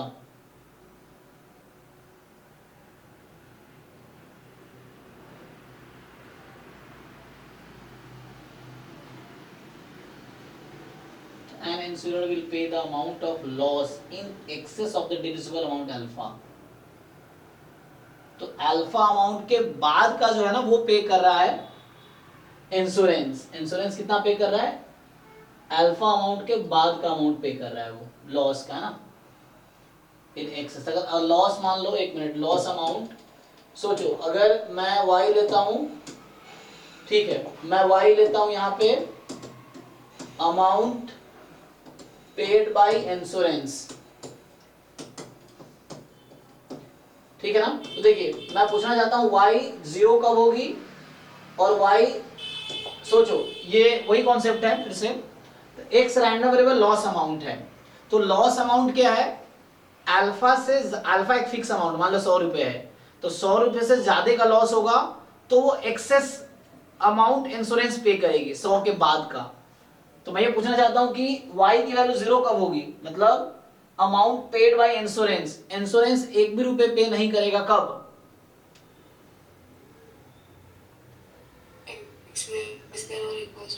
हाँ, जब x less than equal to alpha होगा। उसने कहा है कि एक फिक्स अमाउंट अल्फा है, अल्फा के बाद का अमाउंट जो है ना वो इंश्योरेंस पे कर रहा है, तो insurance pays excess of the deductible amount alpha. Alpha के बाद, मतलब मान लो जैसे कॉलेज में काम कर रहा हूं मैं, तो कॉलेज वाले अल्फा रुपीस पे करेंगे, अल्फा के बाद का जो लॉस होगा वो जो एग्जाम में जो आया था उसमें मेडिकल एक्सपेंस था ना, तो मेडिकल एक्सपेंस वो इंश्योरेंस पे कर रही है, इस तरह से था। तो x अगर less than equal to alpha है तो 0 होगी, और अगर x मोर देन अल्फा है तो मतलब अल्फा से c तक होगा ना, क्योंकि तो c फिक्स कर रखा है, तो x की वैल्यू अल्फा से लेके c तक है, तो y की वैल्यू क्या होगी?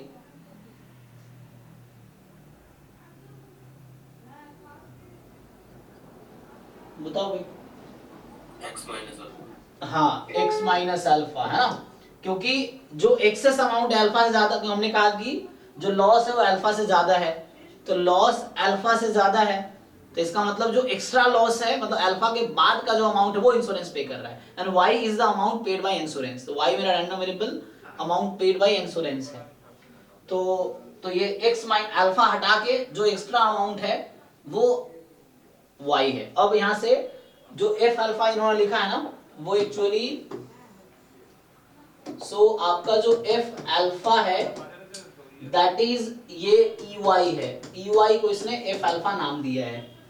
f अल्फा जो नाम दिया वो EY का नाम दिया है। इसका एक्सपेक्टेशन निकालने हैं, तो हम क्या करेंगे, तो एक्सपेक्टेशन जब निकालेंगे तो ये सम काइंड ऑफ gx ही तो है, तो हम क्या करेंगे यहाँ पे एक्सपेक्टेशन ऑफ y, तो ये तो वैल्यू 0 है तो हटा दो, तो यहां से आएगा gx है ना, तो क्या करते हो आप लोग, gx into PDF of x dx 0 से c तक, क्योंकि x का सपोर्ट तो 0 से c है ना, x का सपोर्ट तो 0 से c है, लेकिन यहाँ पे अलग अलग है, तो दो पार्ट में ब्रेक कर दो, 0 से alpha and alpha two c। तो जब 0 टू अल्फा है तो gx की वैल्यू 0 है, मैं मीन निकाल रहा हूं, जस्ट ये फंक्शन ऑफ x है, इसका मीन निकाल रहा हूं मैं, तो gx की वैल्यू 0 है, और पीडीएफ x का पीडीएफ जो था, सो x is actually uniform 0 c, सो इस केस में तो ये हो जाएगा 1/c dx, gx की वैल्यू है x minus alpha into 1/c dx।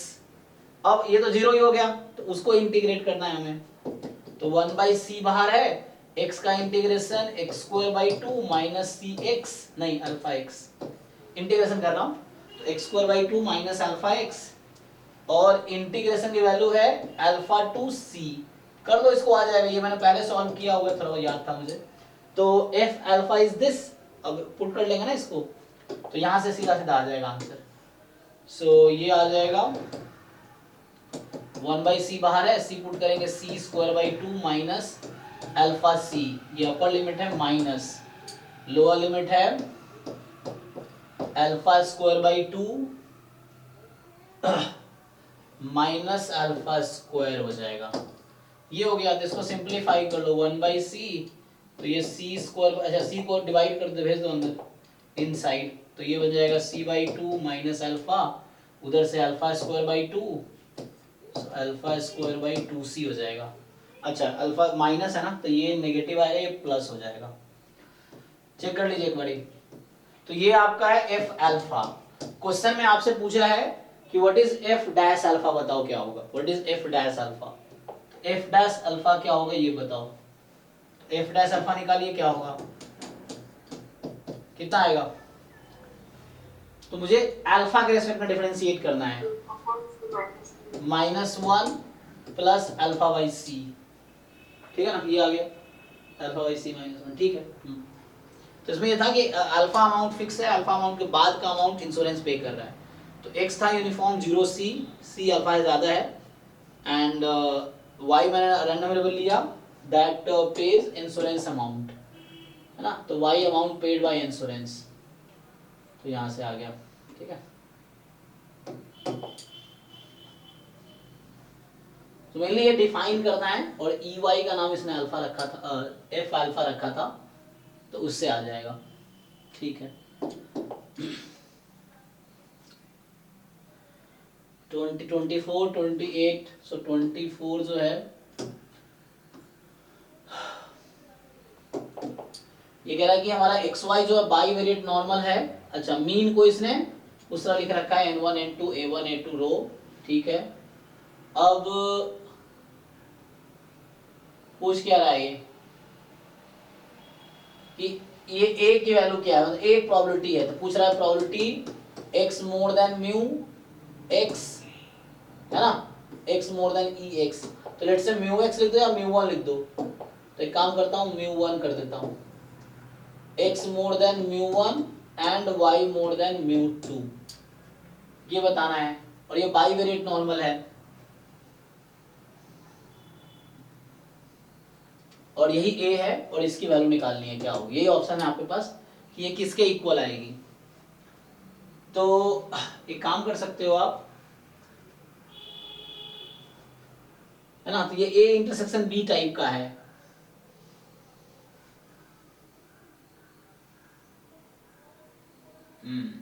XY independent तो है नहीं, हाँ, then how to find this probability.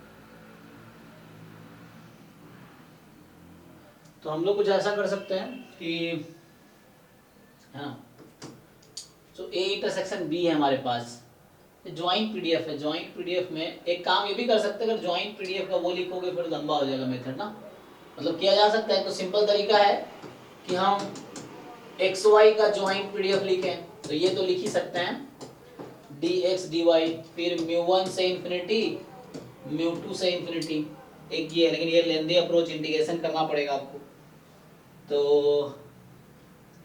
है ना, क्योंकि बाई वेरिएट नॉर्मल का आप लोग पीडीएफ जानते हैं, तो पीडीएफ लिख सकते हैं, फिर इंटीग्रेट कर सकते हैं, तो उससे लेकिन लेंदी होगा। दूसरा अप्रोच क्या होगा, अगर मैं सब्ट्रैक्ट कर दूं तो z बन जाएगा दोनों, ओके, लेकिन z तब बनेगा, इंडिपेंडेंट तो है नहीं,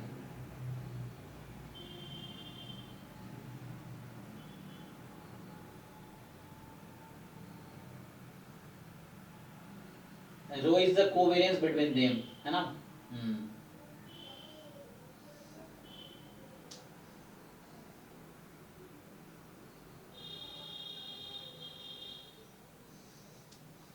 एक तो ये, दूसरा तरीका क्या हो सकता है कि probability x minus mu one more than 0 and y minus mu two more than 0, तो यहां से आ जाएगा आपके पास कि प्रोबेबिलिटी, है ना। और अगर आप इसको सिग्मा 1 से डिवाइड कर दो तो कोई फर्क तो पड़ेगा नहीं, सिग्मा 2 से, तो ये z हो गया more than 0, z more then 0, यही है।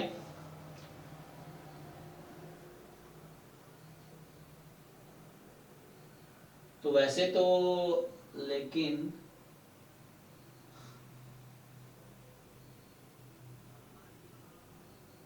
अच्छा एक काम करते हैं, अगर मैं रो को 0 मान लूं, अगर मान लो 0, क्योंकि है ना अभी देखो प्रॉब्लम ये है, आपको लग रहा होगा कि ये और ये सेम ही आ गया, लेकिन है दोनों अभी z1 z2 होगा, क्योंकि ये दोनों इंडिपेंडेंट नहीं है, सो दे आर नॉट इंडिपेंडेंट।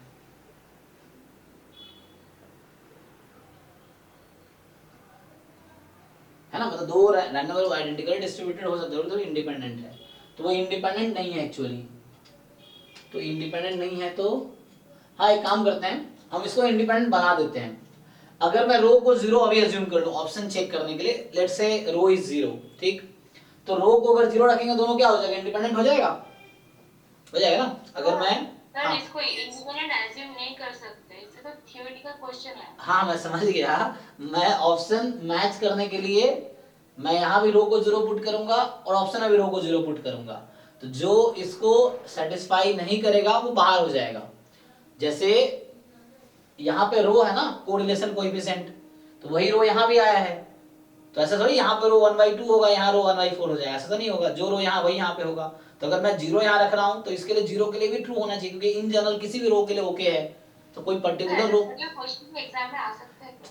आ सकता है ना, क्यों नहीं आ सकता, लेकिन आप जो कह रहे हैं थ्योरेटिकल क्वेश्चन है, तो थ्योरेटिकल आते हैं ना, लेकिन आपको वहाँ प्रूफ नहीं करना, वही तो मैं समझाता हूँ कि वही क्वेश्चन सब्जेक्टिव एग्जाम में कोई करेगा तो आराम आराम से मतलब तुम पूरा प्रूफ करके लिख सकते हो, लेकिन हमें ऑब्जेक्टिव में टाइम सेव करना है, आंसर चाहिए, तो समहाउ आप शॉर्टकट से आंसर निकाल सकते हो, यही आपको ढूंढना है। जैसे एग्जांपल के लिए अगर मैं रो को 0 पुट कर दूं, मतलब आ तो जाएगा, अगर रो को 0 पुट करूं तो ये इंडिपेंडेंट हो जाएगा, तो z1 more than 0, z2 more than 0, ये z1 वही स्टैंडर्ड नॉर्मल है, ठीक है ना, तो ये आ जाएगा हाफ इंटू हाफ, कितना 1/4 आ जाएगा।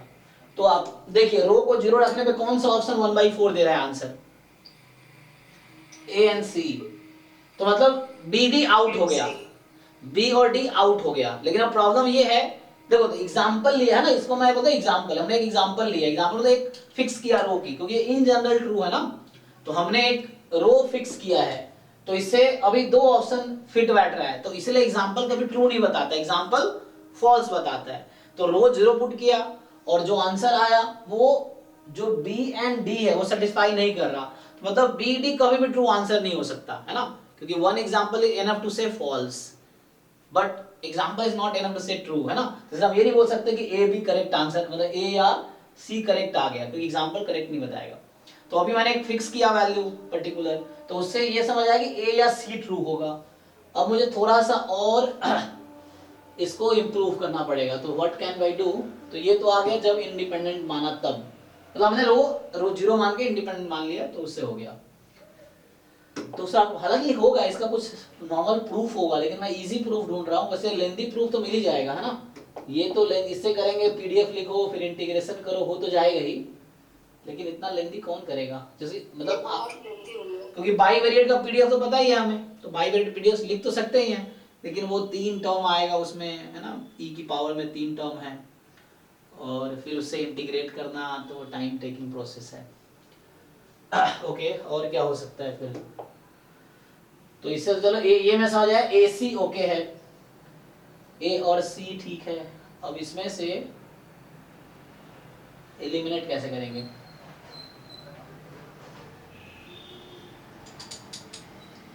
कहीं नहीं ना, मोर देन म्यू कह रहा है, तो फर्स्ट क्वाड्रेंट तो ठीक है, साइन वर्स का रोल कैसे आएगा? साइन वर्स का होगा जब वो इंटीग्रेशन में आ रहा होगा।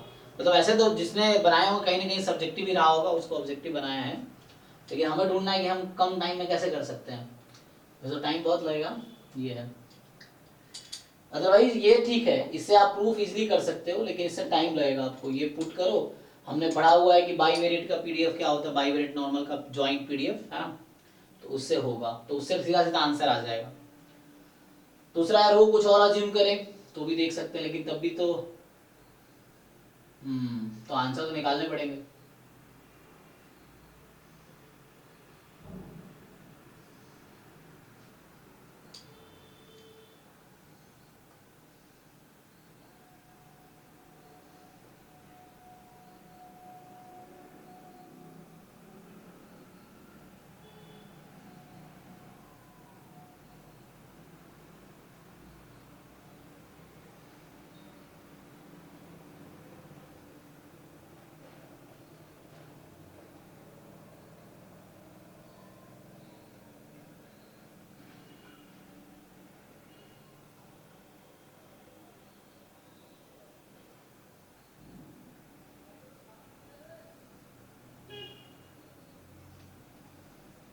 अच्छा ये बताओ, एक और मैं थोड़ा सा वो लगाऊं, सोचो x y equal random variable अगर, हाँ ग्रुप में मैंने दे दी सॉल्यूशन। अच्छा, तो फिर इसलिए तुम बोल रहे थे। ओके, तो कैसे किया? शॉर्टकट से पूरा प्रूफ किया है?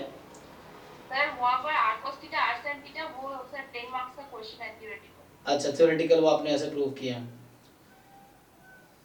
सर ये एक रिजल्ट है, इसको याद रखना पड़ेगा। हाँ वही तो वैसे देखो बहुत सारे क्वेश्चन है जो डायरेक्ट रिजल्ट आते हैं, लेकिन आपको याद नहीं है तो उसको या तो एग्जांपल लेके ऑप्शन डिस्कार्ड करो या प्रूव करो, तो एग्जाम में कुछ ना कुछ तो करना पड़ेगा। तो जिनको याद है वो तो उनको तो एडवांटेज मिलेगा ना। जैसे ये थ्योरम है, हालांकि इन्होंने प्रॉब्लम करके भेजा है, तो मतलब ये रिजल्ट है, देखो इन्होंने भेजा है। जैसे अब यहाँ पे उससे आप कर सकते हो प्रूफ, जैसे इनका μ1 μ2 0 0 है, इसलिए यहाँ पे 0 0 लिखा हुआ है, तो या तो रिजल्ट आप याद रख सकते हो जैसे है ना यहाँ पे, नहीं तो ऐसे में अभी मैं शॉर्टकट से आंसर निकाल देता हूँ। देखो अगर मैं x y equal random variable ले लूं, ठीक है, तो अगर मैं एक्स वाई इक्वल लेता हूं और उसका डिस्ट्रीब्यूशन, हालांकि इस केस में तो मैं पता है कि अगर एक्स वाई इक्वल है तो रो क्या आ जाता है, अगर दो रैंडम वेरिएबल इक्वल है तो उसके बीच का कोरिलेशन कोएफिशिएंट क्या आएगा?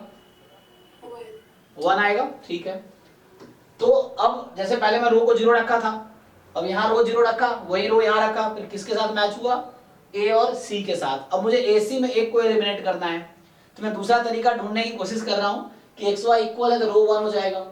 अच्छा, और मुझे क्या चाहिए? x more than μ1 and y more than μ2।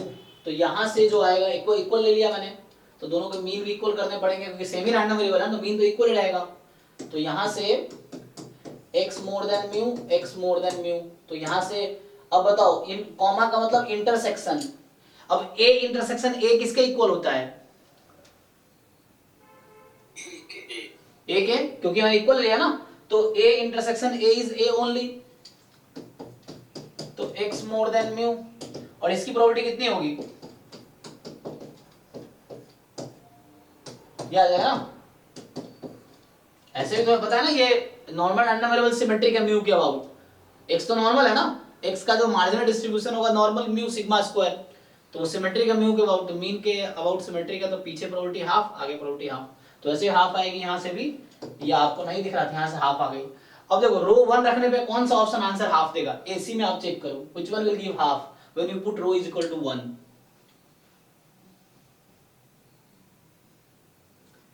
Sign verse 1 क्या होता है? पाई/2 ना। तो ए, तो ये मैंने अगर शॉर्टकट लगा के समाव कोशिश की एलिमिनेट कर दी। एक बार रो को 1 रख दिया, एक बार रो को 0 रखा, तो उससे क्या हो गया?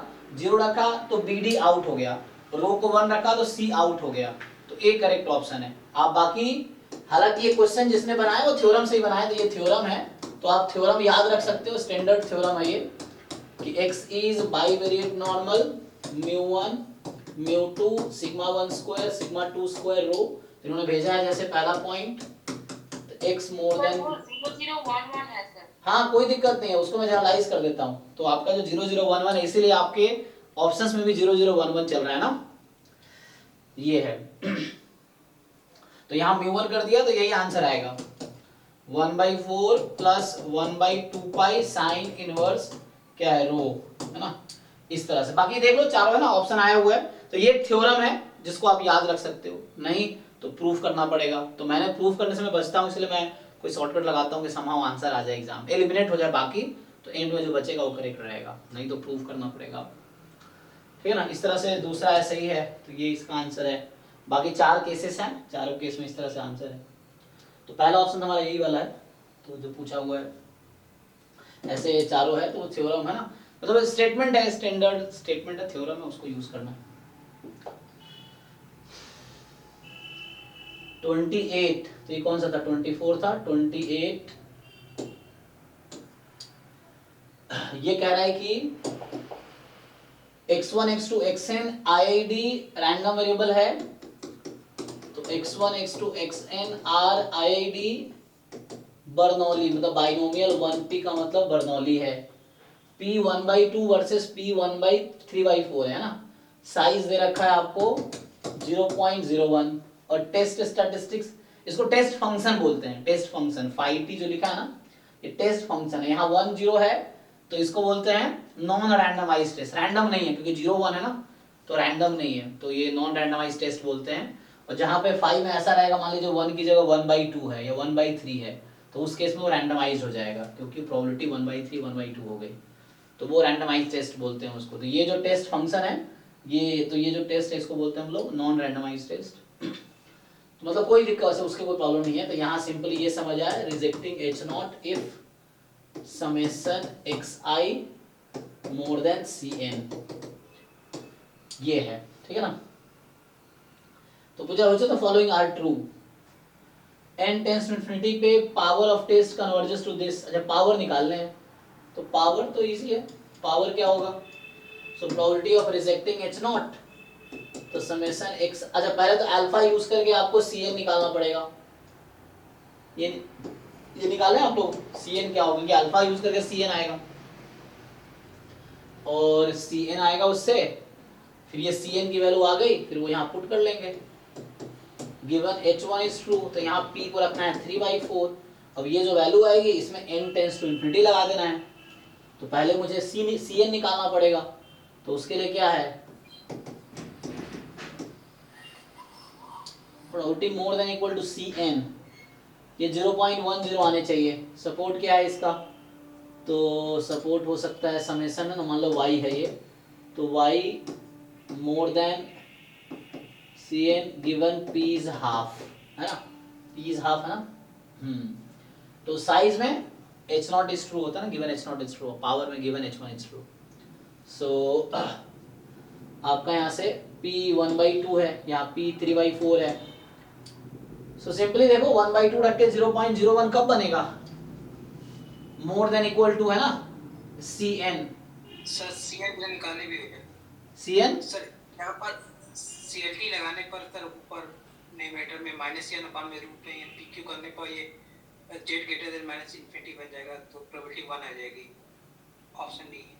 अच्छा इसमें आप कह रहे हैं, ये सर CLT डायरेक्ट लगाएंगे। हाँ मैं समझ गया। जैसे y है तो इसका मीन निकालेंगे कितना होगा, n 3/4 अपॉन वेरिएंस क्या होगा, उसके लिए npq है ना, तो n 3/4 1/4 का रूट, तो ये यहाँ बनाएगा Cn टाइम्स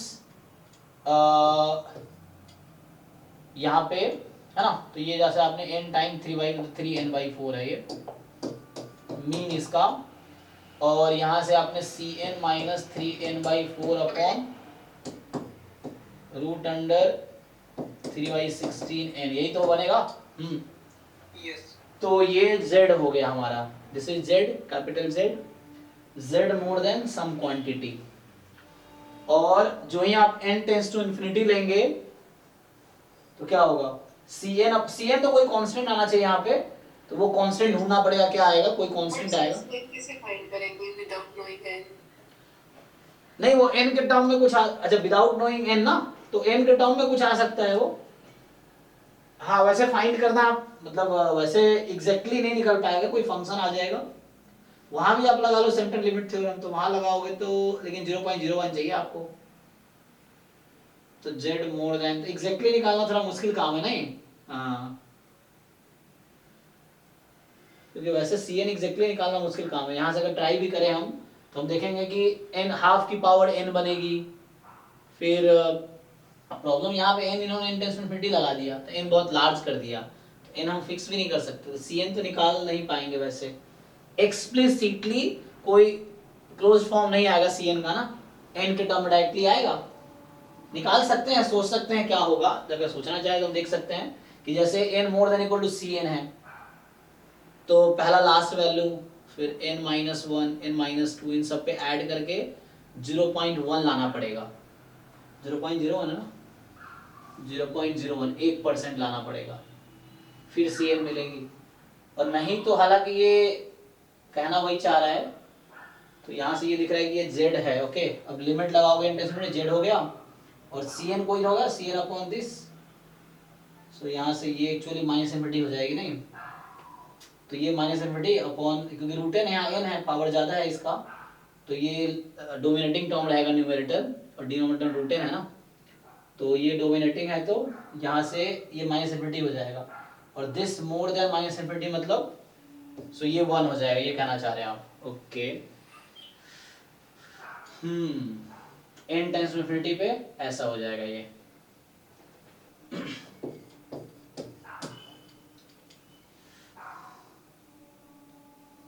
ठीक है, पावर 1 तो हो जाएगा।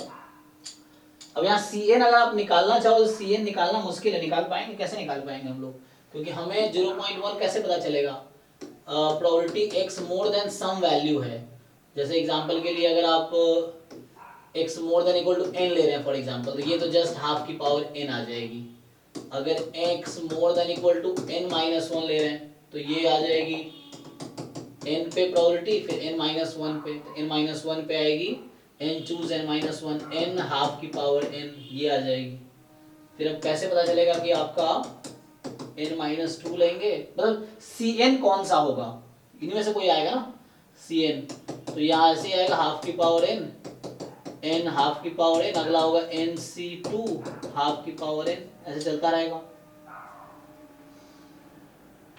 अब n टेंस टू इन्फिनिटी पे क्या हो जाएगा, ये सब जीरो हो जाएगा, तो अप्रॉक्स ये कहीं ना कहीं जीरो को अप्रोच करेगी। ये भी जीरो के बहुत क्लोज नंबर है ना, ये भी तो जीरो के बहुत क्लोज है, जो 0.01 है आपका वो जीरो के बहुत क्लोज है। तो n टेंस टू इन्फिनिटी पे क्या होगा, अगर मैं यहाँ पे कोई Cn ले लेता हूँ वैल्यू जो n का फंक्शन है, तो वो कोई ना कोई, फिर भी ये सब values n tends to infinity पे जीरो पे ही अप्रोच करेगी। आप देखिए, मतलब जीरो के अप्रोच कर रही है, मतलब ये एग्जैक्टली जीरो नहीं है, मतलब जितना n लार्ज लेंगे वैल्यू उतनी कम आएगी। तो हमें 0.01 चाहिए, तो यहाँ बस बताना ये चाह रहा है Cn is some kind of function of n, may be Cn हो सकता है n-10 एग्जांपल के लिए समझिए, तो उस तरह से कुछ, लेकिन एक्सप्लिसिटली फाइंड नहीं कर पाएंगे हम, तो इसलिए पावर पूछा है ना। नहीं तो, और ये अल्फा बहुत कम दिया है, क्योंकि साइज पूछता तो size will approach to almost zero when n tends to infinity, तो साइज बहुत स्मॉल होगी और पावर बहुत लार्ज होगी। ये तो लार्ज पावर मैक्सिमम 1 ही हो सकती है प्रोबेबिलिटी, इसीलिए तो यही इसका अप्रोच है कि ठीक है, तो यही अप्रोच होगा, क्योंकि एक्सप्लिसिटली Cn निकालने की कोशिश कर सकते हैं बट Cn आएगा नहीं, क्योंकि आप कैसे इक्वल टू 0.01 करेंगे, क्योंकि n तो ऐसा मिलेगा डायरेक्टली, तो n ढूंढ नहीं पाएंगे एक्चुअली हम। सर जी सर, इसको हम चैट में कन्वर्ट कर रहे हैं तब दिक्कत हो रही है, अगर हम चैट में ना कन्वर्ट करके प्रोबेबिलिटी निकाल के फिर लिमिट लगाते n टेंड्स टू इन्फिनिटी तो वो शायद भी हो जाए। हाँ, लेकिन कैसे निकालेंगे, Cn क्या है? सर ये समेशन xi कर देंगे तो np हो जाएगा ना। हाँ, तो उसका प्रोबेबिलिटी निकालेंगे तो प्रोबेबिलिटी 0 से Cn तक जाएगा समेशन। हाँ, प्रोबेबिलिटी उसका लिखेंगे तो फिर प्रोबेबिलिटी निकालने के बाद आखिरी में नहीं लगा सकते लिमिट? लगा सकते हैं, लेकिन वो Cn हमें यहाँ से कुछ लेना पड़ेगा आइडिया, यहाँ से मतलब समेशन Cn टू इन्फिनिटी हो जाएगी। अच्छा सॉरी, Cn टू n ना, क्योंकि इसका डिस्ट्रीब्यूशन है बाइनोमियल n, p, तो इसका सपोर्ट है 0 1 2 3 अप टू n, तो इसका जो वैल्यू है Cn से n तक समेशन करना पड़ेगा। तो Cn to n करना पड़ेगा आपको। तो यहां से जैसे यही अगर मान लो यही अगर मैं ले लूं वैल्यू, अगर आप चाहो तो n-1 के लिए काम करो। चलो अभी इसको हटा देता हूं। मैं सोचो यही अगर है, इसको मैं 0.01 रख देता हूं, तो यहां से मुझे Cn मिलेगा। मतलब ये Cn अगर मैं n-1 कर दूं तो n कुछ अप्रोक्सीमेट n लार्ज ही आएगा। यहाँ से आप चेक करना चाहो तो n लार्ज ही आएगा ना। फिर 0 हो जाएगा, हाफ की पावर n। तो हाफ की पावर n जो है 0.01 कब होगी, n लॉग लगाओगे तो n log हाफ, तो यहाँ log 1/100 इस तरह से। n यहाँ से कुछ ऐसा आ जाएगा।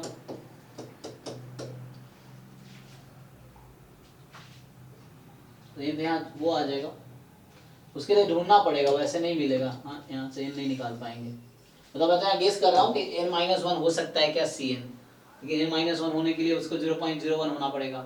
तो 0.01 होने के लिए n निकालना पड़ेगा, क्या होगा। जैसे एग्जांपल के लिए अगर आप Cn को n फिक्स करके सोचो कि n है मान लो, तो ये 0.01 हो जाएगा अगर मैं Cn को n अज्यूम कर रहा हूँ तब। अदरवाइज ये है यहाँ पे तो वैसे हो गया। तो यहाँ से देखना पड़ेगा कि ये कब होगा। तो वहां से n जो आपका आएगा वो क्या होगा, निकल आएगा। तो log ले लोगे तुम आप वहां से,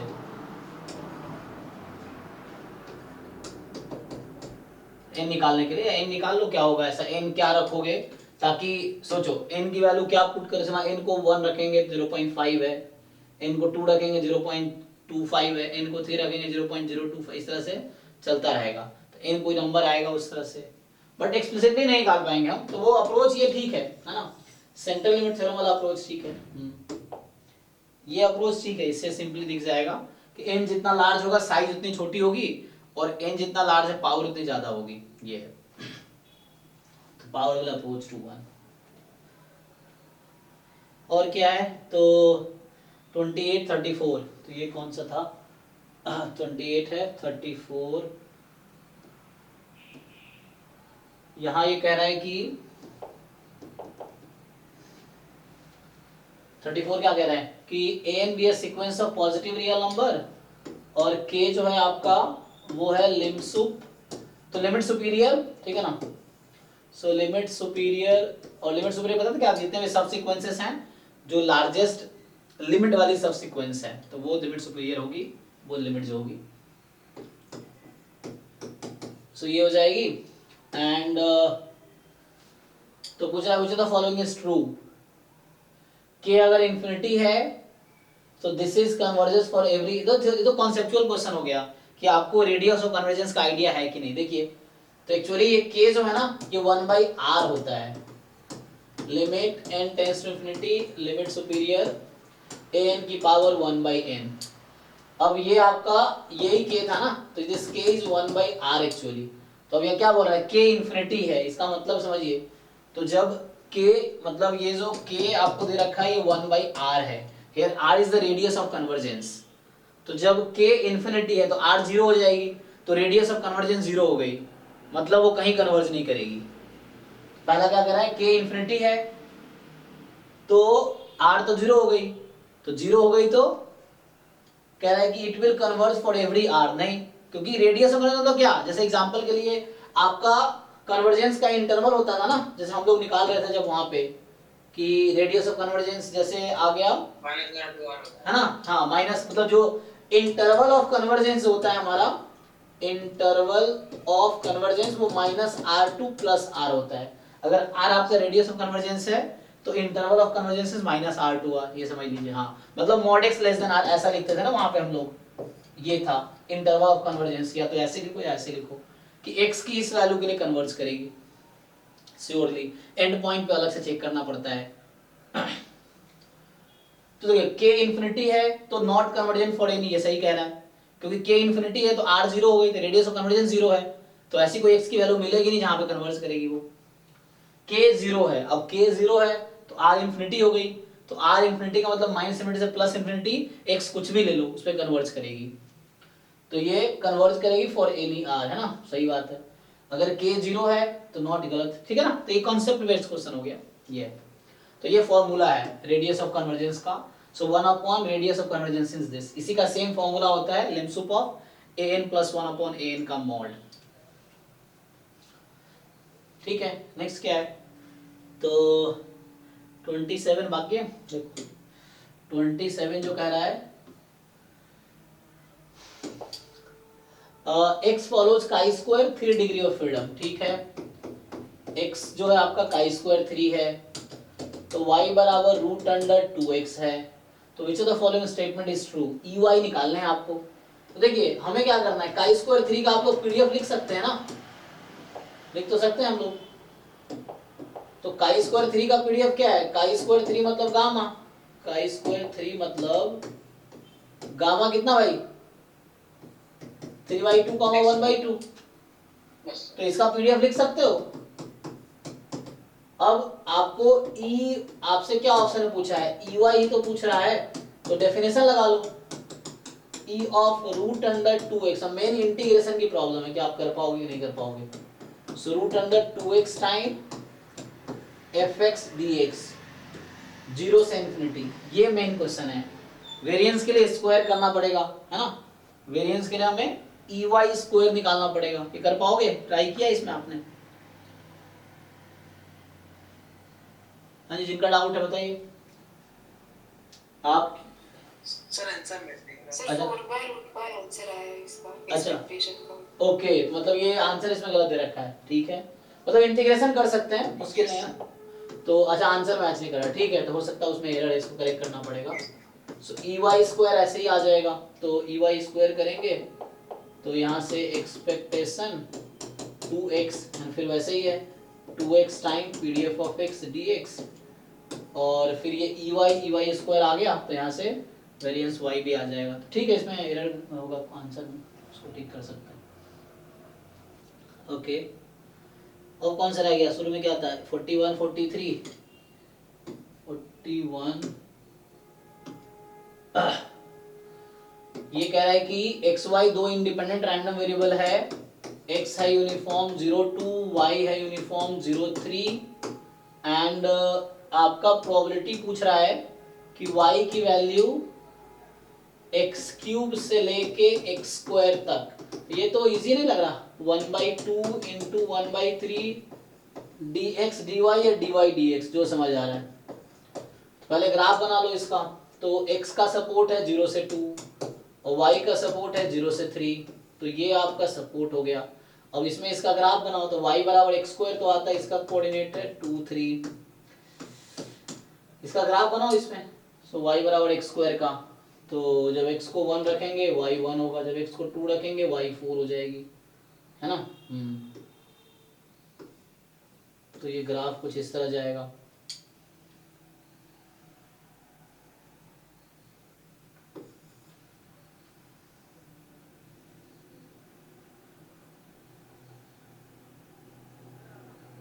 ठीक है ना, देखो तो x को 2 रखेंगे तो 4 हो जाएगी, 2 पे 4, एंड x बराबर 3 कब होगा, मतलब y बराबर 3 कब होगा? जब √3 होगा, √3 होगा ना, तो ये है, तो यहाँ पे कहीं ना कहीं √3 है। तो ये तो y बराबर x² का ग्राफ हुआ।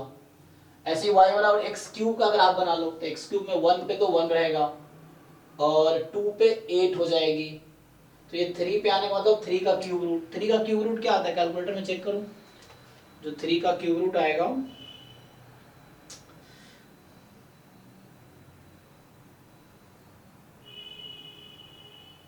3 का पावर 1/3 है ना, 1.4। हाँ 1.4 अप्रॉक्स। तो मतलब जो x³ का ग्राफ है इसको कट करेगी 1.4 के पास, तो लाइक ये ले लो। और x³ में क्या होगा, जैसे 1 पे तो 1 है, तो ग्राफ कुछ ऐसा होगा। ठीक है, देखो ध्यान से, तो इसमें क्या है ना, आपको ग्राफ बस बनाने की दिक्कत है। तो एक रीजन ये है और एक ये है, चेक करो एक बारी। तो बोल रहा है कि x³ से x² ना, अच्छा तो हमें लेकिन बोला है x³ से x², तो y की वैल्यू x³ से लेके x² तक है। सर तो ऊपर वाला रीजन भी आएगा? नहीं, अब देखते हैं ना, हमें लिखना है x³ से x², तो y जो है एक्स क्यूब से एक्स स्क्वायर है, तो उल्टा नहीं होगा, यहाँ लेंगे तो उल्टा हो जाएगा, एक्स स्क्वायर से एक्स क्यूब हो जाएगा नहीं। तो ये नहीं आएगा, इतना ही आएगा बस, यही वाला रीजन, 0 से 1 वाला ही आएगा। तो मतलब अभी मैंने ये देखना था शुरू में कि दोनों के बीच बाउंडेड रीजन क्या है। तो ये जो रीजन है यहाँ पे y बराबर x cube two x square, ये है x cube two x square है। यहाँ क्या है, यहाँ बनाएंगे तो उल्टा हो जाएगा, हमने तो x cube two x square बोला है, तो इस रीजन में आपको इंटीग्रेट करना है। तो कीजिए इसको, क्या हो जाएगा, y की लिमिट है x cube two x square और x की लिमिट है 0 से 1, क्योंकि 0 से 1 है ना, 1 पे ही मिलेगी ये, तो 0 से 1 हो जाएगी। आंसर मैच कर रहा है, हो जाएगा मैच, देख लीजिए। एक बार यहाँ थोड़ा मैंने गलती कर दिया, ये 1/2 है, ये 1/3 है ना, यूनिफॉर्म है तो आ जाएगा। मतलब इस रीजन पे इंटीग्रेट करना है ग्राफ बना के।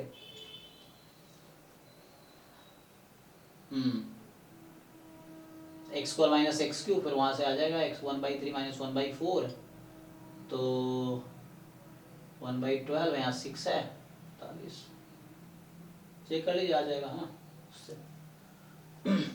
ओके, और क्या है 43 जो है A 3x3 सिमेट्रिक मैट्रिक्स है इस तरीके से कि x y 1, ये मैट्रिक्स है ये भी, A और x y 1, ये जो है कहीं ना कहीं x y -1 के इक्वल है। P represent the number of positive eigen values of matrix A, then A minus P क्या होगा? अच्छा,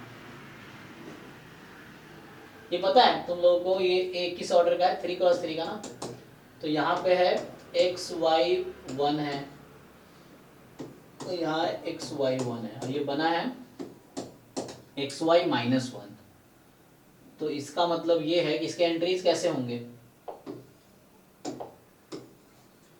तो तुम या तो अपनी बड़ी से मान सकते हो या कुछ ऐसा होगा कि x इंटू वाई -1 ना, तो -1 आने का मतलब है यहाँ -1/2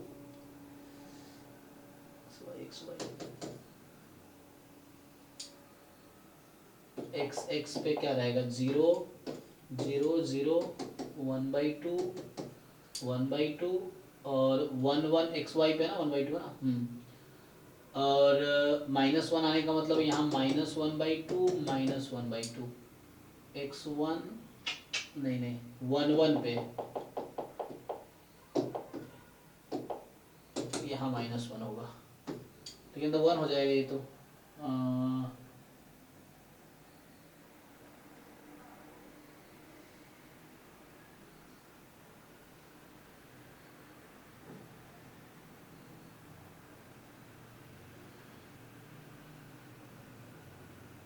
1 1 तो 1 हो जाएगा।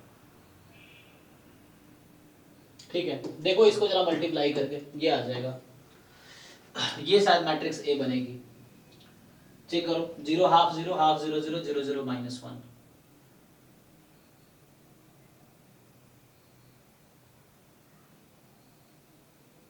ये पता है ऐसा क्यों हो रहा है, क्योंकि इसका हमने 2023 में भी मैंने इसका यूज किया था इस कॉन्सेप्ट को, कि जैसे मैंने आपको लोग बताए थे कि जैसे समझिए जरा एक्स वाई है और यहाँ है ए बी सी डी, और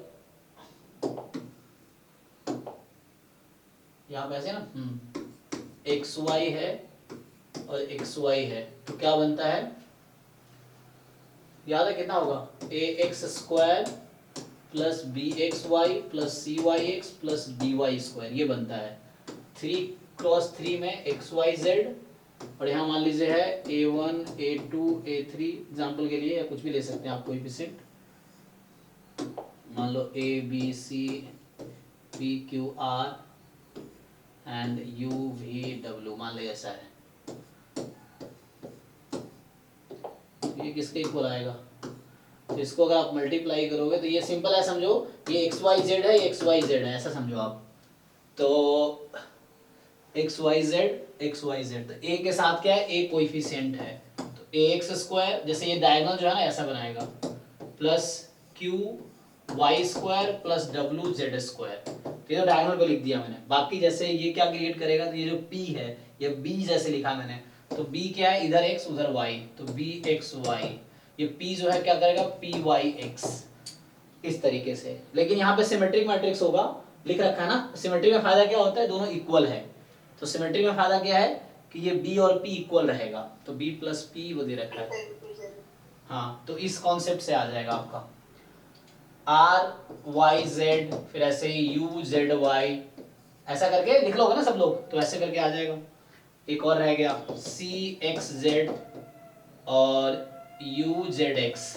अच्छा, तो मैंने यहाँ u के साथ v लिखना पड़ेगा ना, v z y, हाँ v z y, ठीक है, इस तरह से लिख लोगे। तो सेम कॉन्सेप्ट यहाँ यूज कर रहा हूँ मैं। तो अब देख लो तुम, जैसे क्या होगा यहाँ पे x y z, z की जगह 1 है, तो यहाँ -1 है, तो -1 कोएफिशिएंट है उसका। तो ये मैट्रिक्स आ गया आपका, अब निकाल लोगे, जिनका डाउट है तो इसका रैंक निकाल लो।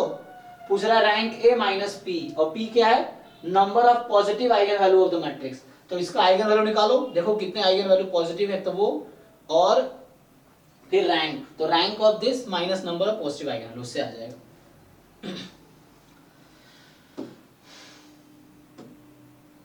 49 की आपके पास क्या है, x जो है यूनिफॉर्म 0 10 है, तो पूछ रहा है कि summation xi from 1 to n upon में summation xi square i from 1 to n, ये कहाँ कन्वर्ज करेगी, तो ठीक है ना। दिस विल कन्वर्ज, न्यूमरेटर कहाँ कन्वर्ज करेगी, इन प्रोबेबिलिटी। तो एक काम करो, n से डिवाइड कर दो, डिवाइड कर दोगे ना, तो 1/n summation xi 1/n summation xi square. अब बताओ numerator will converge where, in probability to what, expectation of x। हाँ, तो ex अपॉन ex स्क्वायर निकाल लो। देखो कन्वर्जेंस इन प्रोबेबिलिटी सेटिस्फाई करता है इसको, तो आप ex अपॉन ex स्क्वायर करके आ जाएगा। देखो सर 3/20 आ रहा था। अच्छा 3/20 आया था, यहाँ इन्होंने 3 लिखा है, मतलब मिस्टेक किया है, ओके हाँ सर 3। ठीक है ना, मतलब 3/20 ही होगा, फिर इन्होंने लिखने में गलती किया है। अच्छा,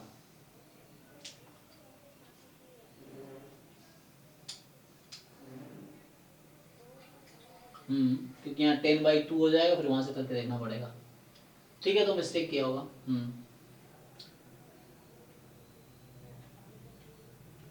ये कन्वर्जेंस प्रॉपर्टी की, कन्वर्जेंस इन प्रोबेबिलिटी की प्रॉपर्टी होती है, ठीक है जी, हो गया। चलो ऐसे टाइम भी हो गया है, तो जो कल रह गया डाउट आज इसमें, तो अब डेली एक एक मॉक टेस्ट डिस्कस कर रहा हूँ, तो जो रह जा रहा है वो डाउट क्लास में डिस्कस कर लेना, ठीक है ना। तो कल 6 to 7 डाउट क्लास होगी, और 7 to 9 मॉक टेस्ट। कल क्या है 5, आज क्या था 5 था ना, कल 6, तो ऐसे करके एक एक करते रहेंगे। तो 6 का डिस्कशन होगा, 9 to 11 वही बैच, तभी 9 to 11 गेट का बैच है, तो अब ये स्टॉप करता हूँ, ठीक है। चलो थैंक यू, गुड नाइट।